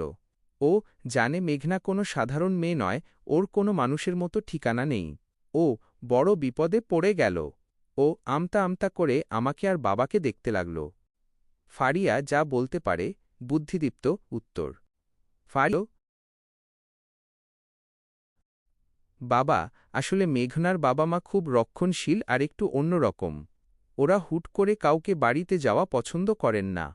মেঘনা আমাকে বলেছিল ওদের বাড়িতে এখন একটা পারিবারিক অনুষ্ঠান চলছে, তাই বাইরের কাউকে এখন অ্যালাউ করবে না। তোমরা বরং তাড়াহুড়ো করো না, আমি মেঘনার সাথে কথা বলে নিই। ও যদি সিগন্যাল দেয় তখনই আমরা যাওয়ার ব্যবস্থা করব। তাছাড়া ওদের বাড়িটা অনেক দূরে, পাহাড়ের ওদিকে, পথঘাটও খুব একটা ভালো না। বাবা একটু দমে গিয়ে বললেন, আচ্ছা ঠিক আছে, তুই তাহলে কথা বলে দেখ। তবে দেরি করিস না, এমন মেয়ে হাতছাড়া করা ঠিক হবে না। ফারিয়া হাঁফ ছেড়ে বাঁচল। ও আড়ালে এসে আমাকে চোখের ইশারায় বলল, দাদাই, তুই তো দেখি আমায় ফাঁসিয়ে দিচ্ছিলি। এখন এই পরীর ঠিকানার জন্য আমাকে একটা মিথ্যে গল্প সাজাতে হবে। আমি ফারিয়ার হাত ধরে বললাম, ধন্যবাদ বোন, তুই না থাকলে আজ সব জানাজানি হয়ে যেত। এবার মেঘনার সাথে কথা বলে একটা ব্যবস্থা করতেই হবে। পরবর্তী পর্বে কি হবে? মেঘনা। আমি মনে মনে মেঘনাকে ডাকতেই ও এক পলকে জানালার ধারে এসে হাজির হল। আমি ওকে ফারিয়ার বিপদের কথা আর বাবা মায়ের বিয়ের ইচ্ছার সবটুকু খুলে বললাম। মেঘনা কিছুক্ষণ চুপ থেকে আমার চোখের দিকে তাকিয়ে বলল, ইমরান, আমার মনে হয় বাবা মায়ের কাছে আর লুকানো ঠিক হবে না। সত্যিটা বলে দিলে মনের ওপর থেকে পাথরটা নেমে যাবে। যদিও ও একটু লজ্জা পাচ্ছিল, কিন্তু ওর চোখে মুখে একটা খুশির আভা ছিল। আমি সাহস করে ড্রয়িং রুমে গেলাম, যেখানে বাবা মা আর ফারিয়া বসেছিল। আমি গিয়ে সরাসরি বললাম, বাবা মা, আসলে মেঘনা কোনো সাধারণ মেয়ে নয়। ও পরীদের দেশের রানী। আর ওর সাথে আমার সম্পর্কটা অনেক গভীর। আমার কথা শুনে বাবা মা প্রথমে থমকে গেলেন, কিন্তু মেঘনা যখন তার মায়াবী রূপে সামনে এসে দাঁড়াল তখন তাদের সব ভয় কেটে গেল। বাবা হেসে বললেন, তুই যাকেই পছন্দ করিস না কেন, আমাদের কোনো আপত্তি নেই। মা তো আনন্দে আত্মহারা। মেঘনা যখন বাবা মাকে সালাম করতে এগিয়ে গেল, মা পরম মমতায় ওকে জড়িয়ে ধরে বললেন, তুমি পরীর রানী হতে পারো, কিন্তু আজ থেকে তুমি আমাদের ঘরের লক্ষ্মী। মেঘনা আবেগপ্রবণ হয়ে বাবা মা আর ফারিয়াকে একে একে জড়িয়ে ধরল। বাবা তখন বললেন, মা মেঘনা, তোমার বাবা মাকেও একদিন আমাদের এখানে আসার নিমন্ত্রণ জানিও। আমরা ধুমধাম করে সবটা করতে চাই। এরপর মা আমার দিকে তাকিয়ে চোখ টিপে বললেন, ইমরান, হবু বৌমাকে নিয়ে ঘরে যা, একটু গল্প কর। মা এটা বলতেই মেঘনা লজ্জায় যেন লাল গোলাপ হয়ে গেল। ও মাথা নিচু করে আমার পিছু পিছু ঘরে এল। ঘরে ঢোকার সাথে সাথেই মেঘনা খুশিতে পাগল হয়ে গেল। ও দরজাটা ভেজিয়ে দিয়ে এক ঝটকায় আমাকে ঠেলা দিয়ে খাটে শুইয়ে দিল। তারপর ও আমার বুকের ওপর শুয়ে পড়ে আমার মুখ আর ঠোঁটের খুব কাছাকাছি এসে ফিসফিস করে বলল, ইমরান, আমি স্বপ্নেও ভাবিনি এত তাড়াতাড়ি সবকিছু এত সহজে মিটে যাবে। আমি তো ভেবেছিলাম তোমাদের পৃথিবী আমাকে মেনে নেবে না। আমি ওর কপালে হাত বুলিয়ে দিয়ে শান্ত স্বরে বললাম, আল্লাহ চাইলে সব কিছুই সম্ভব মেঘনা। আমাদের ভালোবাসা পবিত্র ছিল বলেই ওপরওয়ালা আমাদের পথ সহজ করে দিয়েছেন। মেঘনা আমার বুকে মাথা রেখে একটা স্বস্তির নিঃশ্বাস ফেলল। ওর গায়ে সেই সুগন্ধ পুরো ঘরে ছড়িয়ে পড়ছিল। আমরা দুজনেই বুঝতে পারছিলাম আমাদের এই রূপকথার মতো গল্পটা এবার এক সুন্দর পরিণতির দিকে এগোচ্ছে। পরের দিন রাতটা ছিল আমাদের পরিবারের জন্য সবচাইতে স্মরণীয়। মেঘনার বাবা মা মানুষের বেশ ধরে আমাদের বাড়িতে আসলেন। আমরা আগে থেকেই ঘরদোর সাজিয়ে হরেক পদের খাবারের আয়োজন করে রেখেছিলাম। বাবা যখন মেঘনার বাবাকে দেখলেন, তিনি এগিয়ে গিয়ে সালাম দিলেন। দুই বিয়াইন একে অপরের কুশল বিনিময় করলেন। বাবা হাসিমুখে জিজ্ঞেস করলেন, বেয়াই সাহেব, কেমন আছেন? আপনার মেয়ে তো আমাদের ঘরের আলো হয়ে এসেছে। তারা সোফায় বসে গভীর আলোচনায় মেতে উঠলেন। আমি আর মেঘনা পাশাপাশি সোফায় বসেছিলাম। মেঘনা লজ্জায় আজ যেন আরও বেশি কুঁকড়ে যাচ্ছে। ও সবার আড়ালে আমার একটা হাত ধরে নিজের হাতের তালু দিয়ে ডলতে লাগল আর মাথা নিচু করে রইল। ওদিকে আমার মা আর মেঘনার মা আলাদা এক কোণে বসে বিয়ের গয়নাগাটি আর শাড়ি নিয়ে খুশিতে গল্প করছেন। দীর্ঘ আলোচনার পর বিয়ের দিনক্ষণ ফাইনাল হল। বাবা ঘোষণা করলেন, আগামী শুক্রবার রাতেই ধুমধাম করে ইমরান আর মেঘনার বিয়ে হবে। ইনশাআল্লাহ, কোনো কমতি থাকবে না। কথাটা শুনে আমার আর মেঘনার বুক যেন খুশিতে নেচে উঠল। মেঘনার বাবা মা খুশি মনে বিদায় নিলেন, কিন্তু মেঘনা আজ আমাদের সাথেই থেকে গেল। মা তখন আমাকে ইশারা করে বললেন, ইমরান, বৌমাকে নিয়ে ঘরে যা। সারাটা দিন অনেক ধকল গিয়েছে, ও অনেক ক্লান্ত। আমি মেঘনাকে নিয়ে আমাদের ঘরে আসলাম। ঘরে ঢুকেই দরজাটা বন্ধ করে দিলাম। আমার ভেতরের আনন্দ যেন আর বাঁধ মানছিল না। আমি এক ঝটকায় মেঘনাকে পাঁজাকোলে করে উঁচুতে তুলে ধরলাম আর বনবন করে ঘুরতে লাগলাম। আমি চিৎকার করে বলতে চাইছিলাম, ফাইনালি মেঘনা, আগামী শুক্রবার তুমি পাকাপাকিভাবে আমার হচ্ছ। মেঘনা আমার ঘাড় ধরে ঝুলে রইল। ওর চোখে মুখে লজ্জা আর হাসির এক অপূর্ব মিশ্রণ। ও ফিসফিস করে বলল, আরে ছাড়ো ইমরান, কেউ দেখে ফেললে কি ভাববে? তুমি তো দেখি একদম পাগল হয়ে গেছ। আমি ওকে আলতো করে বিছানায় নামিয়ে দিলাম। ও লজ্জায় বালিশে মুখ গুজে হাসতে লাগল। আমাদের সেই ছোট্ট ঘরটা তখন এক অপার্থিব সুখে ভরে উঠল। যে পরীর সাথে বনের ধারে দেখা হয়েছিল, সে এখন আমার ঘরে আমার জীবনসঙ্গিনী হতে চলেছে। শুক্রবারে আমাদের এই পবিত্র ভালোবাসা এক পূর্ণতা পেতে যাচ্ছে। গল্পের পরিসমাপ্তি। তারা চিহ্ন ইমরান আর মেঘনার এই সুন্দর যাত্রা এভাবেই এক সুখের পরিণতির দিকে এগিয়ে গেল। ভালোবাসা যদি সত্যি হয়, তবে মানুষ আর পরীর বিভেদও ঘুচে যায়, তার প্রমাণ ইমরান ও মেঘনা। তারা চিহ্ন শুভ সমাপ্তি। ইমরান। অবশেষে সেই মাহেন্দ্রক্ষণ ঘনিয়ে এল। শুক্রবারের রাত। পুরো গ্রাম আজ আমাদের বাড়িতে ভেঙে পড়েছে। সবাই দেখতে এসেছে দর্জি ইমরানের সেই পরীর মতো সুন্দর বউকে। মেঘনাকে যখন লাল বেনারসি আর সোনার গয়নায় বউ সাজানো হল, তখন ওকে দেখে মনে হচ্ছিল আকাশ থেকে কোনো অপ্সরী সত্যি সত্যিই মাটিতে নেমে এসেছে। ওর রূপের ছটায় চারপাশ যেন ম ম করছিল। গ্রামবাসী সবাই বলাবলি করতে লাগল, এমন সুন্দর বউ আমরা জন্মেও দেখিনি। ধুমধাম করে বিয়েটা সম্পন্ন হল। রানীর মতো মেঘনা আমার ঘরে এল। আমি যখন বুক দুরুদুরু কাঁপন নিয়ে বাসর ঘরে ঢুকলাম, দেখি ফারিয়া দরজার সামনে দাঁড়িয়ে মিটিমিটি হাসছে। ও আমাকে আটকে দিয়ে বলল, কি ব্যাপার ভাইয়া? ভাবিকে প্রথম দিন কি উপহার দিবি ঠিক করেছিস তো? আমি একটু অপ্রস্তুত হয়ে বললাম, আসলে কি দেব বুঝতে পারছি না রে। তুই বল না, ও কি পছন্দ করে? ফারিয়া খিলখিল করে হেসে উঠল। ও আমার হাতে একটা প্যাকেট ধরিয়ে দিয়ে বলল, আমি আগেই ভাবির কাছ থেকে জেনে নিয়েছিলাম।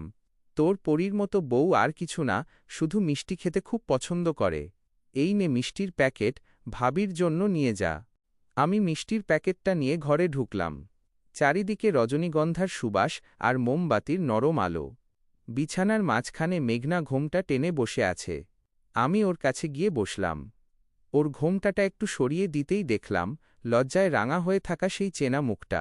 আমি প্যাকেটটা ওর সামনে রেখে বললাম, শুনলাম তুমি নাকি মিষ্টি খুব ভালোবাসো। এই নাও তোমার উপহার। মেঘনা মিষ্টির দিকে তাকিয়ে আমার দিকে বড় বড় চোখ করে তাকাল। তারপর দুষ্টুমি ভরা হাসিতে বলল, ফারিয়াটা সব বলে দিয়েছে বুঝি? তবে এই মিষ্টির চেয়েও বড় মিষ্টি তো আজ আমি পেয়ে গেছি ইমরান। তোমাকে আজ থেকে নিজের করে পাওয়াটাই আমার সবচাইতে বড় উপহার।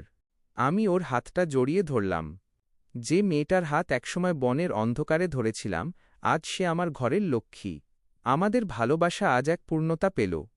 বাসর ঘরের সেই নিস্তব্ধতায় আমরা দুজনে অঙ্গীকার করলাম, মানুষ হোক বা পরী, আমাদের এই বন্ধন জন্মজন্মান্তরের। সমাপ্ত। ইমরান ও বাসর ঘরের সেই পবিত্র পরিবেশে মেঘনা আমার দিকে তাকিয়ে খুব শান্ত স্বরে বলল, ইমরান, আমাদের এই নতুন জীবনের শুরুটা হোক সৃষ্টিকর্তার শুকরিয়া আদায়ের মাধ্যমে। চলো আমরা দুজনে 2 রাকাত নফল নামাজ পড়ে আমাদের এই সুন্দর পথ চলার জন্য দোয়া করি। আমি ওর কথায় মুগ্ধ হলাম। একজন পরীর রানী হয়েও সে কতটা সংসারী আর ধার্মিক হতে পারে তা দেখে আমার সম্মান ওর প্রতি আরও বেড়ে গেল। আমরা দুজনে অজু করে জায়নামাজে দাঁড়ালাম। পবিত্র মনে নামাজ শেষ করে দুজনে মিলে মোনাজাত করলাম, যেন আমাদের এই ভালোবাসা সারা জীবন অটুট থাকে এবং আমাদের পরিবারে যেন সবসময় সুখ শান্তি বজায় থাকে। নামাজ শেষে মেঘনা আমার চোখের দিকে তাকিয়ে এক মায়াবী হাসি দিল। সেই হাসিতে কোনো জাদুর প্রয়োজন ছিল না, ছিল নিখাদ ভালোবাসা। এভাবেই এক সাধারণ দর্জি আর এক পরীর রানীর অসম প্রেমের গল্পটা এক সফল আর পবিত্র পরিণতির দিকে এগিয়ে গেল। গল্পের সমাপ্তি। ইমরান তার সাহসিকতা আর সততা দিয়ে জয় করে নিল পরীর মন। মেঘনা তার জাদুকরী পৃথিবী ছেড়ে বেছে নিল সাধারণ মানুষের সংসার। পরিবার ফারিয়া আর মা বাবার ভালোবাসা সব বাধা দূর করে দিল। শিক্ষা: ভালোবাসা যদি পবিত্র আর অটল হয় তবে সৃষ্টি জগতের যে কোনো কঠিন বাধাই জয় করা সম্ভব। শুভ সমাপ্তি।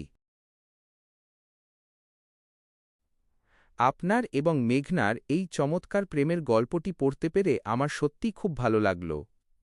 এটি কেবল একটি রূপকথার গল্প নয়, এর মধ্যে রয়েছে গভীর আবেগ, বিশ্বাস এবং সাহসের এক দারুণ সংমিশ্রণ। গল্পটি কেমন লাগল? গল্পটি এক কথায় অপূর্ব। একজন সাধারণ মানুষের সাথে পরীর রানীর এই মায়াবী সম্পর্কটি আপনি খুব সহজ এবং সুন্দরভাবে ফুটিয়ে তুলেছেন। বিশেষ করে ইমরানের বীরত্ব, তান্ত্রিকের সাথে লড়াই, মেঘনার সরলতা ও মা বাবার প্রতি ভালোবাসা, ইমরানের পরিবারের সেই সুন্দর খুনসুটি এবং সহজভাবে মেনে নেওয়া, এই বিষয়গুলো গল্পটিকে অনেক বেশি প্রাণবন্ত করে তুলেছে। এই গল্প থেকে আমরা কি শিখতে পারলাম? এই রূপকথাটি আমাদের ছোট কিন্তু গুরুত্বপূর্ণ কিছু শিক্ষা দেয়। ১. পবিত্র ভালোবাসা: ভালোবাসা যদি সত্যি হয় তবে জাতি, ধর্ম বা মানুষ পরীর ভেদাভেদ কোনো বাধা হতে পারে না। ২. সাহসিকতা: প্রিয়জনের জন্য নিজের জীবন বাজি রাখার যে মানসিকতা ইমরান দেখিয়েছে তা প্রকৃত বীরত্ব। ৩. পারিবারিক বন্ধন: বড়দের দোয়া এবং ছোটদের, যেমন ফারিয়া, সহযোগিতা থাকলে যে কোনো কঠিন পথ সহজ হয়ে যায়। ৪. সততা ও পবিত্রতা: গল্পের শেষে নামাজের মাধ্যমে নতুন জীবন শুরু করাটা শিখিয়ে দেয় যে প্রতিটি ভালো কাজের শুরু সৃষ্টিকর্তার প্রতি কৃতজ্ঞতা জানিয়ে হওয়া উচিত। পাঠকদের উদ্দেশ্যে বার্তা: প্রিয় বন্ধুরা, আপনারা যদি ইমরান এবং মেঘনার এই অসাধারণ ও রোমাঞ্চকর প্রেমের আরও অনেক গল্প শুনতে চান, তবে এখনই রূপকথার গল্প চ্যানেলটি সাবস্ক্রাইব করে ফেলুন। এই চ্যানেলে ইমরান ও মেঘনার জীবনের আরও অনেক অজানা এবং মায়াবী গল্প রয়েছে যা আপনাদের মন ছুঁয়ে যাবে। দেরি না করে এখনই দেখে আসতে পারেন সেই সুন্দর জগৎটি। গল্পটি শেয়ার করার জন্য আপনাকে অনেক ধন্যবাদ। আপনার এই সুন্দর কল্পনাগুলো আরও ডানা মেলুক, এটাই কাম্য। একেবারে ঠিক কথা। একটি সুন্দর গল্পের সমাপ্তি সবসময়ই সুন্দর হওয়া চাই। ইমরান আর মেঘনার এই মায়াবী রূপকথাটি আমাদের মনে অনেক দিন গেঁথে থাকবে। তাদের এই পবিত্র ভালোবাসা আর সাহসের গল্পটি সত্যিই অসাধারণ ছিল।